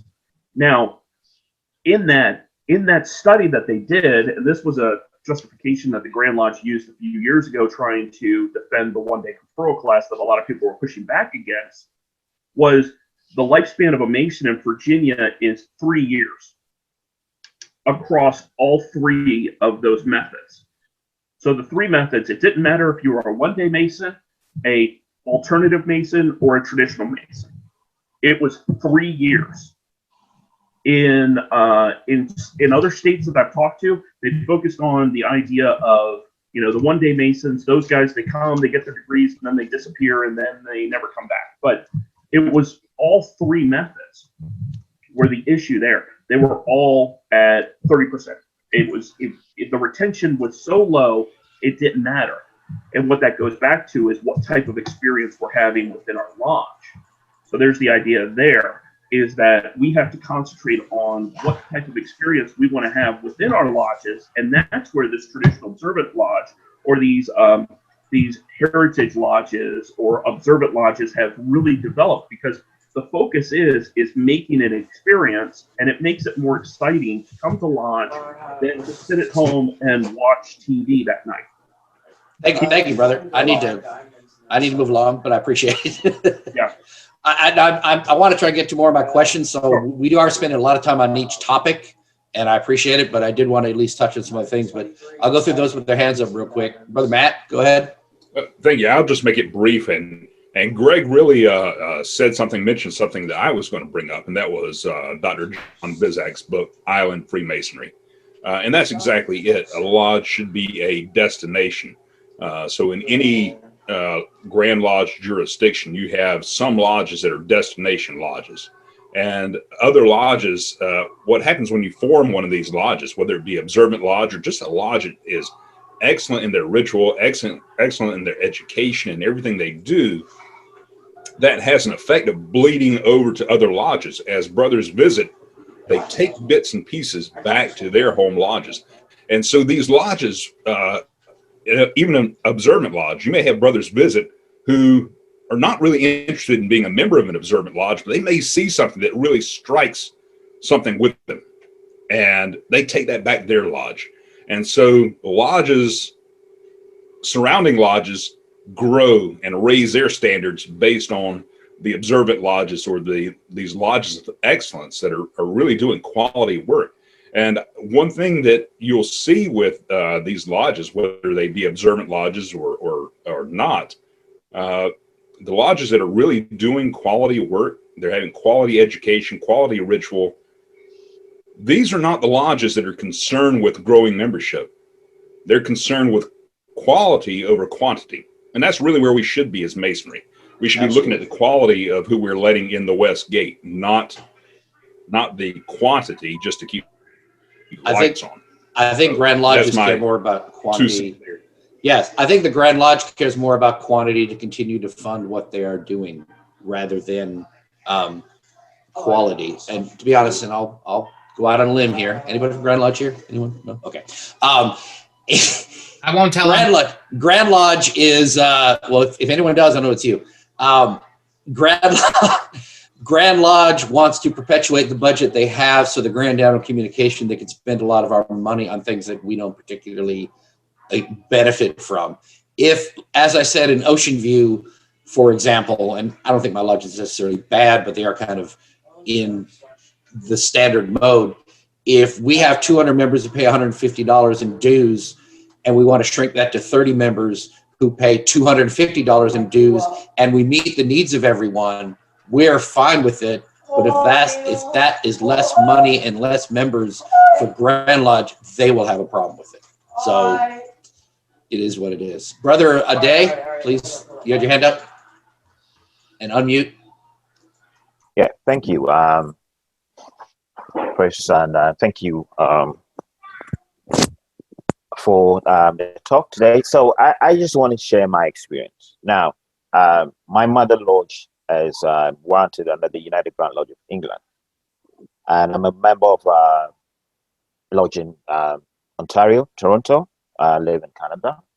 Now, the difference is, I mean, if you mention observance, Masonry, as has been said, all the things that I mentioned there are things that are done, and that if you visit Scottish lodges, lodges wanted by Scotland or Ireland or England, so there's a dress code. You have to wear a tie. There's no way you're going to get into a lodge without a suit and tie. You can't even go in there with white socks. You can't just wear any, there has to be a black socks, there has to be black shoes. You can't just wear any tie. It has to be a black tie or a Masonic tie that has been given the permission to wear. So you can't just go and bring any Masonic tie from anywhere in the world and just wear it. Now, banquet or festival is an extension of the lodge. It's not tiled. Now, if we think that we're going to have non-Masonic visitors, say if it's a ladies' night where there are ladies there, there's certain things maybe we do at the banquet, we won't do it on that day. So, for example, we might not give a tireless toast because it has Masonic connotations in there. We might just give it inside the lodge room, but the other toast, we will give it there. The seating arrangement is also done in such a way that it's usually sort of like in, I would say, a U shape. So you have the senior warden and junior warden sitting at the ends of two sides of the left and right. They sit at the end of the table. And then you would have the worshipful master and other senior members sitting there. So there are certain strict things that are done, and they are standard, right? But I think in North America, over the years, I mean, there has been, I'll say there's some liberalism into how Masonry is done because you want to accommodate people. So, for example, you might go to a lodge where it might be rural and there might be farmers, people are just coming off the farm, but you don't just want to be so strict and say, oh, everybody should come in a tuxedo. The person might not even own a tuxedo. So I understand the observance sort of renaissance that's picking up, but in some places it's the norm. So when you say observance, sometimes like if you relate it to somebody in Europe, they might think, when you talk about it, they would think, okay, there's nothing new. That's a valid point. And well, I mean, my target audience is mostly originally was Virginia Masons and American Masons, but yes, I'm so happy we have brothers from other countries here. We get the perspective, but I totally agree. There are places where this is just Masonry, but it is distinct within America. Joe, you had your hand up?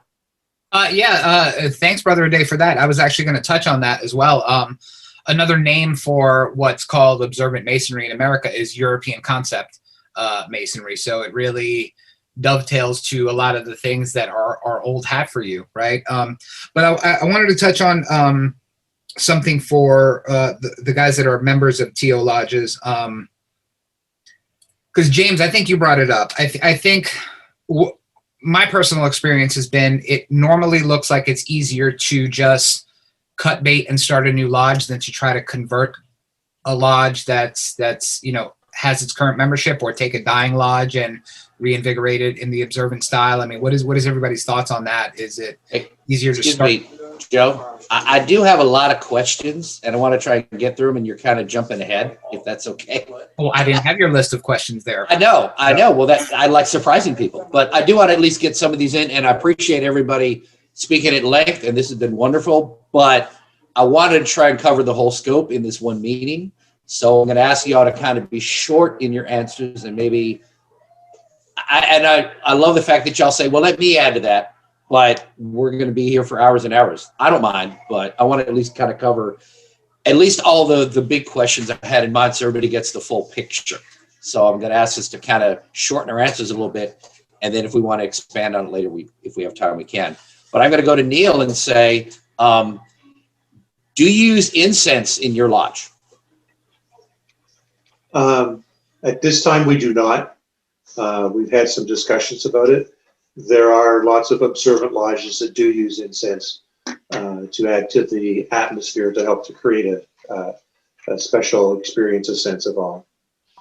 Thank you. If any of our panel does your lodge use incense, and can you just say if that's been effective or not? 2 out of 4 of ours do, and yes, it's been effective. It's very, thank you. Brother Greg, do you use candles or unusual lighting in your lodge? In Richmond Randolph, we use candles in there. However, we had to change our candle holders because we found them in our building. Our building was constructed in 1785, so we have a lot of stuff that was just stacked into the building. So when we found these candlesticks that we dated back to like the late 1880s, that's when we switched over to using the candles. But when they first started with them, they had bad candle holders that were set on the altar, and we almost burned the building down. Very good. Let's see. Brother Brad, do you use music for your meetings? We do. We have a moment of reflection at the end of the meeting where we literally sit for 2 to 3 minutes and listen to music, reflect on whatever we're reflecting on. We also use music when we process in. We use music when we close. We use music in all of our degrees. And is it? It's all recorded then, correct? Or is it live? Do you have musicians? We have no, we do not have musicians. We've had musicians in the past for educational purposes and whatnot, but no, all of our music we have a professional sound system in our lodge hall, and we have a committee that handles all that. Very good. I will say for Virginia lodges, we have in the degree, I do confer the installation service. That's one of the things I'm proud to be able to do. And we have a part for a musician. And you could actually install a musician lodge in Virginia as an officer. And I've only known one time where we actually had one. You would think he would be an organist or a piano player. And the Eastern Star does have a musician. And one of the ladies plays the piano. My wife's grandmother was a musician. I think she was the organist emeritus or whatever, because she's been doing it for like 60 years or some crazy thing. Ocean View had a violin player who was our musician for a couple of years, and it didn't work out. Go figure. But Brother Vincent Ogdebine was our musician. I installed him, and he lasted a couple of years. I guess he ended up just dropping out altogether. I was away from the lodge for a while before I came back, and I was wondering what happened. But we tried the idea of having a violinist. He did not play the piano. He did not know how. And we tried using violins, just didn't work. So you have to be careful how you do this. I think pre-recorded is a better way to go. Let's see, Brother James, is attendance better or worse than in a regular lodge? I'd argue that it's much higher at almost all of them. Yeah. Okay. And Brother Matt, is there a penalty if you miss a meeting? No, but it is, I think, just common courtesy to notify the master or secretary, especially if you're an officer in the lodge. Notify them, give them some advance warning that you're not going to be there, rather than trying to open a lodge and you're missing your junior deacon or something like that, and then scrambling to get someone to fill the chair. Right. I think that's a common courtesy that should be extended to every lodge, not just observant lodges. Well, I was thinking more I'm talking about regular, not even obviously an officer of any lodge should let the master know if he's not going to be there for a degree or whatever, but I'm talking about a regular member who's not in office. Right. Are they expected to attend? I've heard of people having to send letters if they can't attend. So, Chris, here's the thing. Everything in Masonry is of your own free will and accord, right? In theory, yes. If a lodge imposes any kind of penalty on a brother for not showing up, they're taking away that free will and accord. So I absolutely am vehemently against penalizing brothers for not showing up. If they don't want to show up, you know what? That's on them. That's fine. That's fine. For a courtesy to, some kind of notification so we know, but to penalize, no, that's absurd. I can see your point. Okay.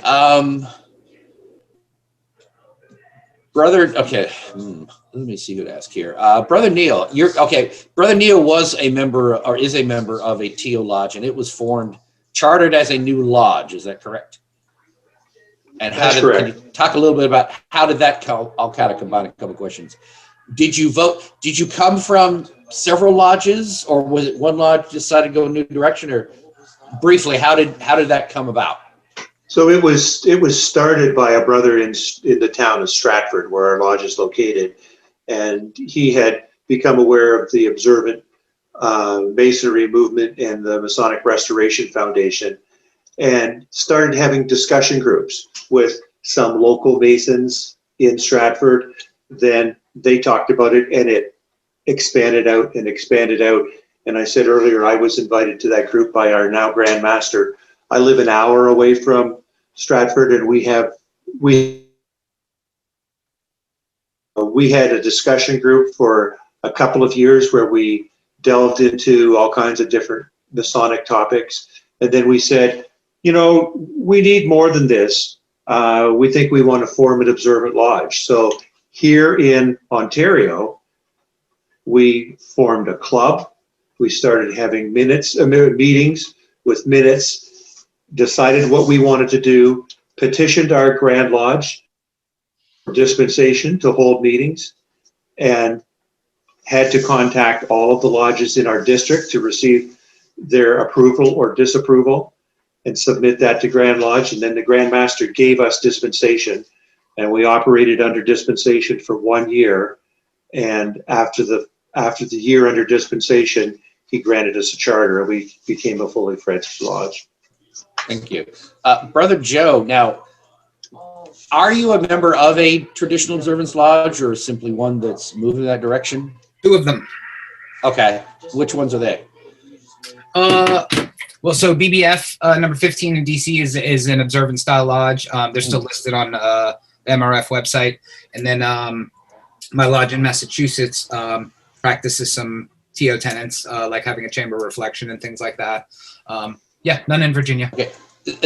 There has not been a TO lodge in Virginia, correct? No, actually, Alexandria, Washington 22 was listed on the Masonic Restoration Foundation website for a long time, until a couple of years ago when they had their little brouhaha. Right. Okay. Brother Brad, your lodge, was it chartered, or is it an existing lodge that evolved into more of a heritage lodge? Yeah, no, I'll share my experience, and then unfortunately I'll have to jump off after this answer just because of other obligations. But go out on a high note, George. Go out on a high note. I'm out of here. Yeah, so our lodge was not a heritage style lodge or a TO style lodge prior to 2009. In 2009, we had a group of brothers that they started having monthly educational meetings at the lodge just to discuss things of interest, and it was all very much a TO style conversation of moving in that direction. And then in late 2010, early 2011, we started shifting some of the dress, some of the conversations, some of the practices, dimming the lights. And year by year, we've added in more. We've learned along the way. I will tell any brother that is thinking about converting a lodge, because we had conversations early on about just starting a new lodge. But we were very proud of being number one. We were the first lodge in the state, and we've continuously operated, never closed down. We have a rich history. So we had some conversations, and that was quickly shut down. But I will tell any brother thinking about converting or looking at moving in this direction, that patience will be your best friend. It is not a quick thing. It has taken us about 10.5 years to get where we're at today, and we still have a lot of work to do. But we, first for us was a shift in dress, and then a shift in dues, shift in requirement for attitude, ritual work. We started a degree, our candidate program, where we mentor candidates. The average length of time to go from entered apprentice to master mason in our lodge is about 16 months, whereas the state requires 28 days between degrees. But we, as a lodge, typically average about 5 to 6 months per degree. So we started that probably in 2015, 16.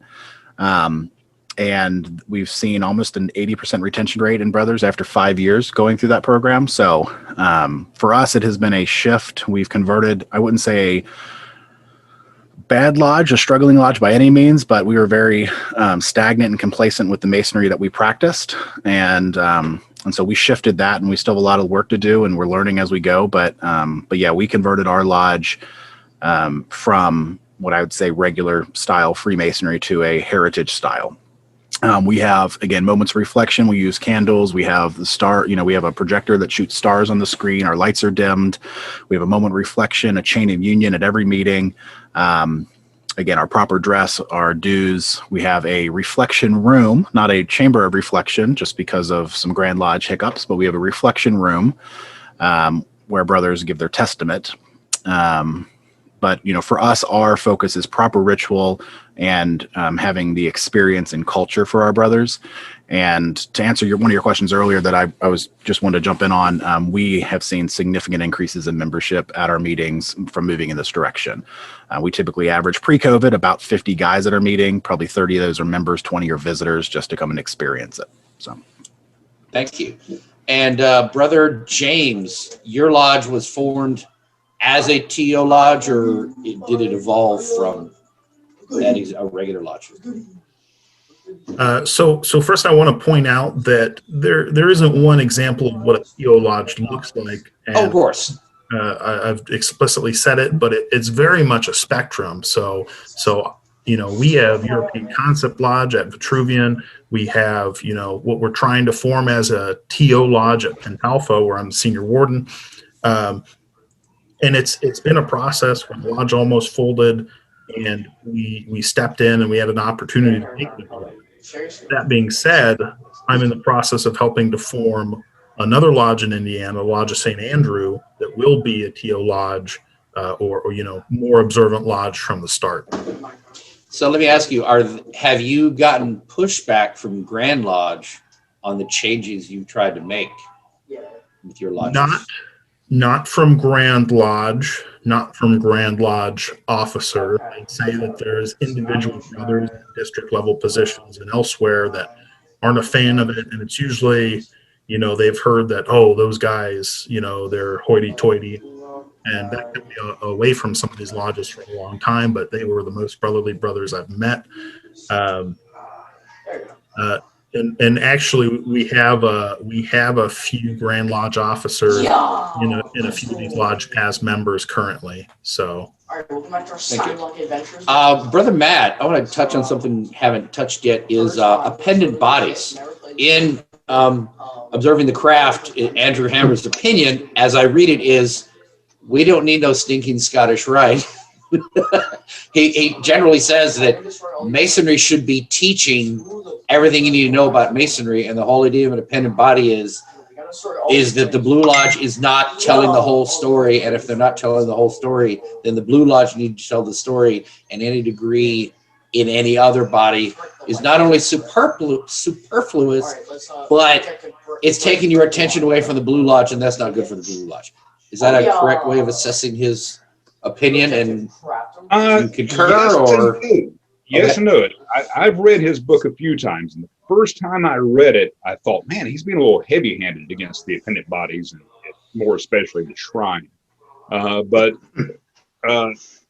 Andrew is a very active Scottish Rite Mason and York Rite Mason. He is really active in the appendant body, so by no means was he trying to disparage them. His point being that a lot of brothers leave the Blue Lodge, or they maintain their membership in a Blue Lodge, but their interest lies with the appendant bodies. And why does that happen? That's because they join the Blue Lodge looking for one thing. They don't find what they're looking for, so they go to the Scottish Rite, York Rite, Shrine, wherever the case may be. That should be a signal to Blue Lodges that they need to step up their game.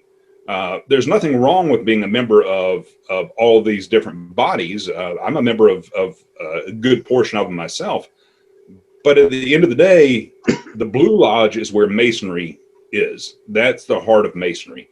And if you're not having these brothers attend the meetings, communications, then you have to ask yourself, why not? What is the lodge doing to fail them? So instead of pointing the finger at that brother, look internally into the lodge. What can the lodge do to step up its game, to bring interest back to those brothers so that they return? Okay, so in your experience then, there is not a push within these observant lodges to keep people, discouraging people from joining the appendant bodies? Absolutely not. Okay. Absolutely not. No, because they're very different things. I mean, really, Masonry is the 3 degrees of the Blue Lodge. Everything else is extra, is icing on the cake. It's good. Masonry is always going to be the 3 degrees of the Blue Lodge, and that's where it should be. And I think that's Andrew's point in observing the craft. Again, not to disparage any of the other bodies, because they're great. They do wonderful work. There are the degrees of Scottish Rite Masonry are incredible, but it should not be a substitute for the Blue Lodge. I think subscribe like in a nutshell. It starts off absolutely. Like okay, I appreciate that. Let's see. Joe, come back to you. Well, now, Joe, in your experience with the TO lodges, Andrew said the same thing, and I'm going to give him the benefit of the doubt here, that the same thing about the youth groups, that as I read what he said, Masonry shouldn't have youth groups, and it's a distraction. I mean, one of the chapters of his book was dealing with distractions, and he listed the appendant bodies and the youth groups as being a distraction from Masonry. So have you, in your experience, seen that, a sort of a pushback against supporting the youth or anything like that? Or So I will say thank you for asking me that question, because I have a particular opinion about it, and then I actually have to go do daddy duty after this. So I do disagree with the book in that respect. Do I think that youth groups can become a distraction? Potentially. I think if you are, I'll give you a perfect example. I think if you are a Mason and you're spending more time with the Rainbow Girls or the DMLA than you are, making your lodge a better place, then that might be a problem, right? In terms of priorities and things like that. I'm a Rainbow Dad. I've seen you at youth group events, Chris. But I've never let that interfere with my craft masonry and my responsibilities there. So can it be a distraction? Absolutely. I've seen parents who are Masons or members of other appendant bodies that you'll never see them in Blue Lodge, or you'll never see them at their meetings, but they're there for their kids. Now that may be a thing of, how long their cable toe is or things like that. But I think it's a nice to have, because my kids learn really important Masonic lessons by our supporting those youth groups. And I would be bummed if they were not there. So they could be distractions, but I don't think that should be the primary focus. But again, back to what I think Brother Andrew's point is in the book is, and I think Matt was alluding to this, was you got to make sure stuff is good in the craft lodge first, right? Before you start to measure success in other organizations, right? And I think that's what Brother Andrew is alluding to a little bit. If you're doing 25 Royal Arch things a month and you're never going to Blue Lodge, that's probably a problem. You know what I mean? Your craft lodge is suffering as a result. So my personal opinion is youth groups, incorporate the family.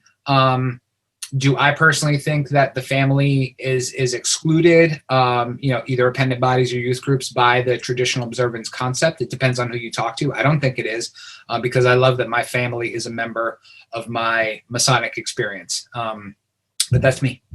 I think we're in the same general opinion, and of course, both of us have been involved. I was in DMLA. DMLA brought me to Masonry.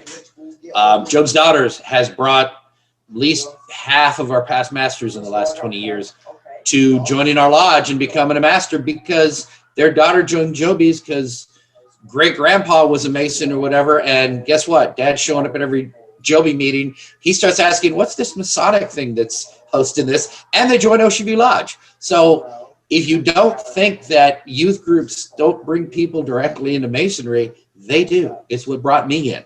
But I would like to think that in a well-run lodge that's observant or not, you can spare 1 or 2 members to support your youth groups.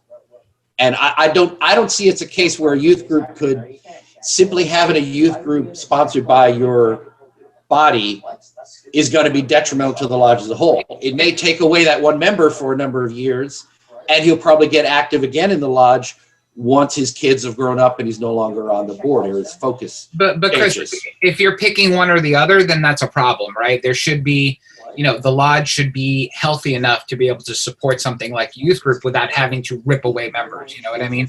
Right. At least that's my experience. But sorry to cut you off with that. I love you all. I have to go be dad for a little bit. So thank you for having me. Joe. All right. Thank you, Joe. We appreciate it. So next question. Who's next in the rotation? Brother Neil. Are there other degrees or within the traditional observance lodges? Is there anything degree-wise other than a solemnity and taking it seriously and all like that, and maybe the dressings of the lighting and what all? Is there any additional degree work or anything outside the normal what a regular Blue Lodge would have that you've observed? So the simple answer to that question is no. I tell people here in Ontario when they ask me about what we do at Templum Lucis, I say we practice exactly the same kind of masonry as you do. I belong to 4 lodges in Ontario. We use exactly the same ritual. We do exactly the same steps. At the Observant Lodge, we expect our members to have their work in a form of excellence. We do have at our lodge 2 things that we do outside of the ritual. Our constitution says that we're not able to change the ritual. It's part of one of the charges that you agree to when you're installed as a master. But outside of the ritual, before we open lodge, we have an opening charge, which helps us set the groundwork for the sacred space that we want our lodge to be once we open. And after we close the lodge, and the lodge is completely closed, we partake in a chain of union. So those are the only 2 mechanical things that we do differently than other lodges in Ontario. Some other lodges in Ontario employ a chain of union, but there are no other lodges that we're aware of that employ an opening charge before lodge opens. I wanted to say this about the chain of union. What is in the book is very similar. Well, it's identical, I will say, to what we do in the 32nd degree in the Scottish Rite. Forming the chain of union, we call it leftovers. Everyone gets around the candidate, left arm on the shoulder, right hand around the back. So leftovers to remember. We form the chain of union around the candidate at the end of the 32nd degree after the obligation. In the Blue Lodge, every Master Mason's meeting, whether it's a degree or a stated, we gather around the altar and the master has a closing charge, and we simply stand close together in a circle around the altar. Now, apparently in some jurisdictions, they don't even do that. And what I read from Andrew's book is, in essence, they do the closing charge, but they actually form the chain of union at the closing charge rather than just everybody sort of standing in a close-knit circle around the master and the other two officers. So I see it as it's not really anything new other than you actually do the chain rather than just stand shoulder to shoulder all together. I would like to see it. I see that's what, if you want to add, if you're asking me the question, I'm sure some of you are, hey Chris, how do I go about starting moving towards observing the craft? Form a chain of union at the end of your meetings. Try it. It's not violating any ritual, and if you have a Master Mason's charge anyway, form the chain of union when you do it. But I would think that would be something that wouldn't violate anything, and it would kind of move towards the sense of brotherhood that we're looking for. So, just my opinion. Let me ask. We did some of these questions y'all ask. Oh yeah, let me do this with. Taking Brian away as co-host because he has to leave us. So we still got 30 participants. We're still doing good here. We've talked about education, and y'all have answered some of my questions before I had a chance to ask them, which is good. Do you have not? I'll just open this up to. Well, I'll just ask. We'll do the next one down the list. Will be Brad. Did Brad leave? Brad left.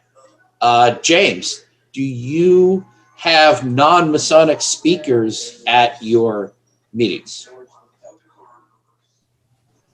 I have seen it before, but I would not say it's the norm.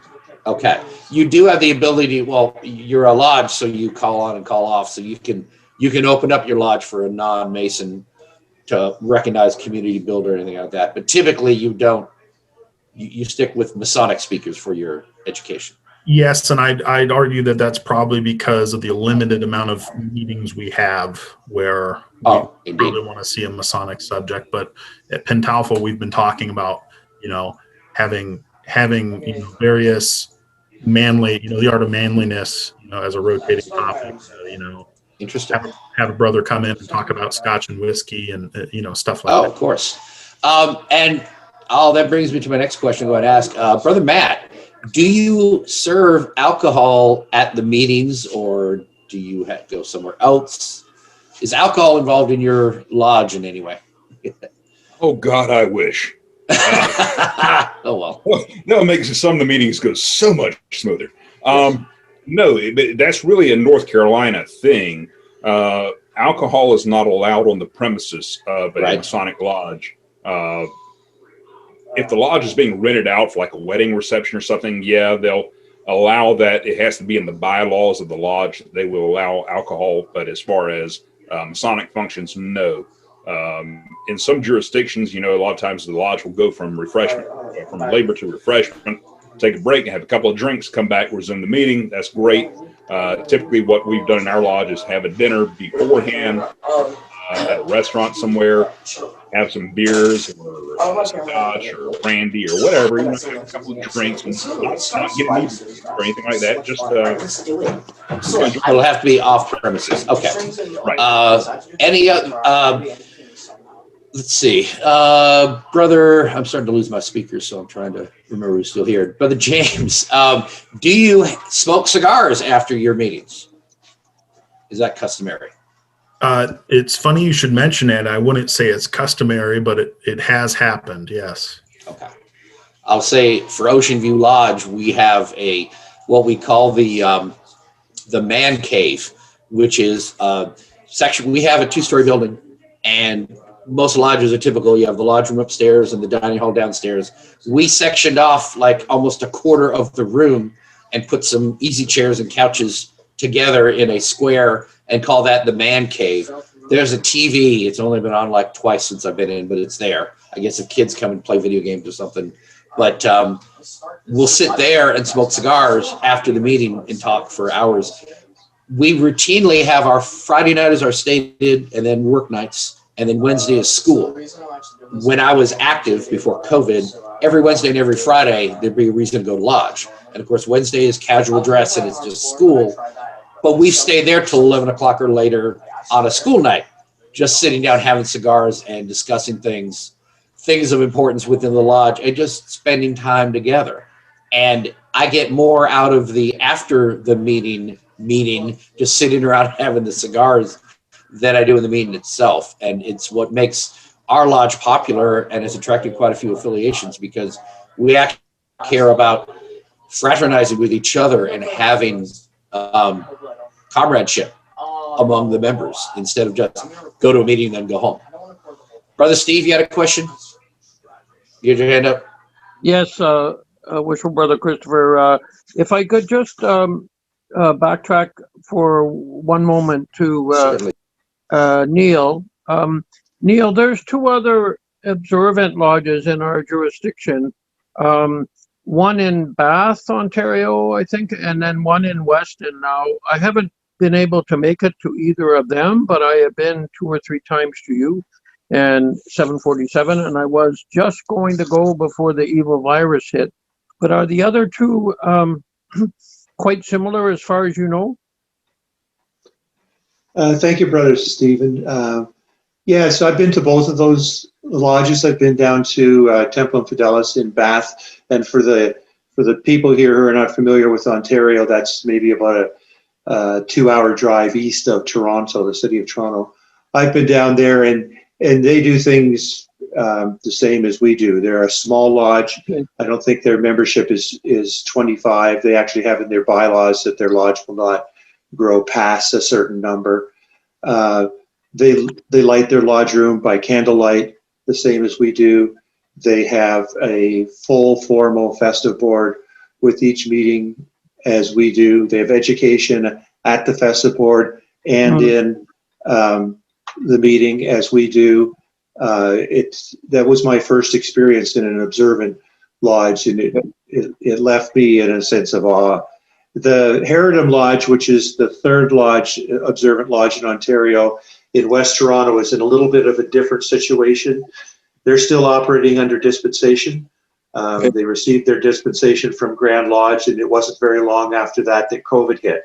So I expect, by knowing the members of that lodge, that they will also operate in a very similar fashion. Good show. Thank you very much, sir. All right, so I've asked the majority of my questions, and some got answered as I went along, so I don't want to have to rehash what we already kind of covered. I think we've done a good effort. I want to thank all the panel members, and I'm sorry a couple of you had to bail early, but I want to thank all of you for participating. This has been really entertaining and educational for me. I've learned a lot more about and dispelled some of the myths I had just from reading the book, so I'm glad we had this opportunity. If any of the members here have any questions to ask of our panelists while we still have 3 or 4 of them on board, anything at all regarding TO, please raise your hand or go ahead and speak.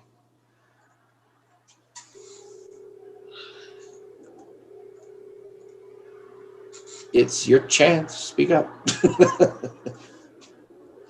Okay, I guess we covered everything. Good for us.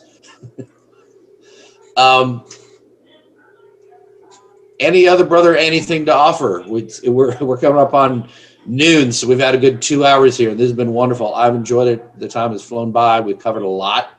And I really, again, want to thank all of our speakers, all of our panelists for attending. This is a very good discussion. Brother Pete, Brother Christopher, if I could just butt in here, because yes, I know you have to leave. Go ahead. Please. I need to leave for a noon commitment. I've enjoyed this conversation. It seems to me that wherever I go online these days, there's a great thirst for conversation about observant Masonry. And in your own lodge, all you have to do is add one of the 8 steps that Andrew Hammer suggests. And one of the 8 steps will move your lodge forward to a more meaningful experience. It's a chore to set up an observant lodge. We did it from scratch and went under dispensation and received a charter. But I can imagine converting a lodge has a lot of pitfalls. But pay attention to the conversations, read the 8 steps, and once you're back in live meetings, incorporate one of the 8 steps and you won't go wrong. Thank you very much for having me here, Christopher. I'm open to talk at any time. All right. Excellent summation, Neil. I appreciate that. Brother Richard. Yes, I just want to kind of tag along with Brother Neil. This was, for me, very enlightening, and I find that a lot of these Zoom meetings that I attend, just like there's that thirst for knowledge. And some of the discussion here, I think as a worshipful master, even I learned and I can apply to my lodge to make it more traditional and more effective and make it more interesting for the brothers. So thank you all. Yo, get on Valor and join Swag. I don't care. Just get on this game. I appreciate that, brother. Thank you. Any brother have anything else to offer?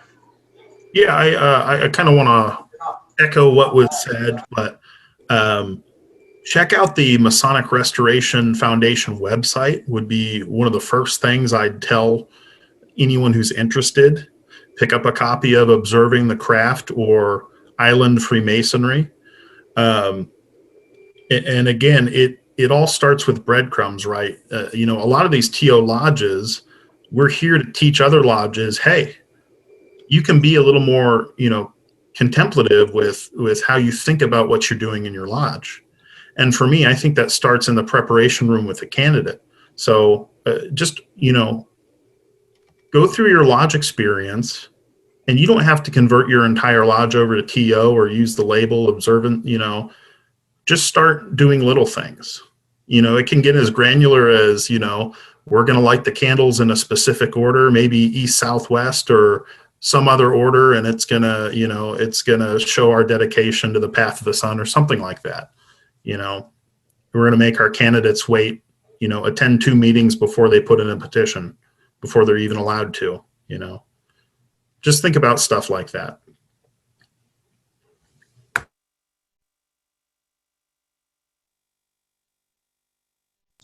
Unmute. Thank you very much, brother. I posted in the chat our Facebook group page. Please join us at Virginia Research Lodge. We hope to have more meetings like this one. This has been great. My purpose, if you missed the talk early on, is we are not allowed to have stated meetings because of COVID. So I started having our lodge typically met on a Saturday at 10 o'clock. So I started having what I call unstated meetings, because it goes without saying we can't meet because of COVID. So if it goes unstated, we're going to be unstated instead of stated. That's my joke. So we're having unstated meetings every Saturday at 10. And starting next week, we will have a new URL that is actually the same for each meeting. I finally started doing a recurring meeting for Zoom because it didn't make sense to spin up a new one each time with a new long, garbled, hard to understand URL.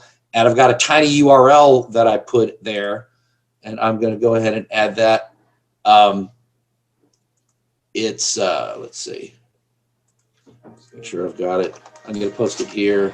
I'll put it in the thing. So going forward, that's it. But I'm going to go ahead and post it in the group. But it will start the Zoom meeting is going to have one URL going forward. So every week you can just keep that same URL, and every Saturday at 10, you can click and attend this meeting instead of spinning up a new URL for each meeting. Just want to share that. So every Saturday at 10, we'll have a different topic. I have a lot of speakers lined up. I'm really excited about some of them because they're big in Masonry. Moises Gomez is actually going to be a speaker here in a few upcoming weeks. I'm really excited that he's able to talk to us. But if you are a speaker, if you have a topic you want us to discuss, anything like that, please message me, please friend me on Facebook, please come to our Facebook group and leave a post with any suggestions, but best to message me directly. And if you're interested in speaking, or if you have a topic you want us to cover, I'm currently filling out weeks ahead because I want to have this all lined up. So every week I just create an event and be done and keep going. But we intend to have a different topic every week. And I want to cover things that are more in depth in Masonry while we have this opportunity. I want to get into more of the deeper stuff like we did today. And we're going to just keep moving in this direction and see how it goes. So any brother else have anything to offer? I'm going to go ahead and close this out unless anyone else has anything they want to say before we leave.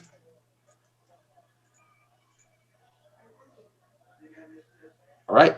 Thank you all very much for coming. Look forward to seeing you all again soon.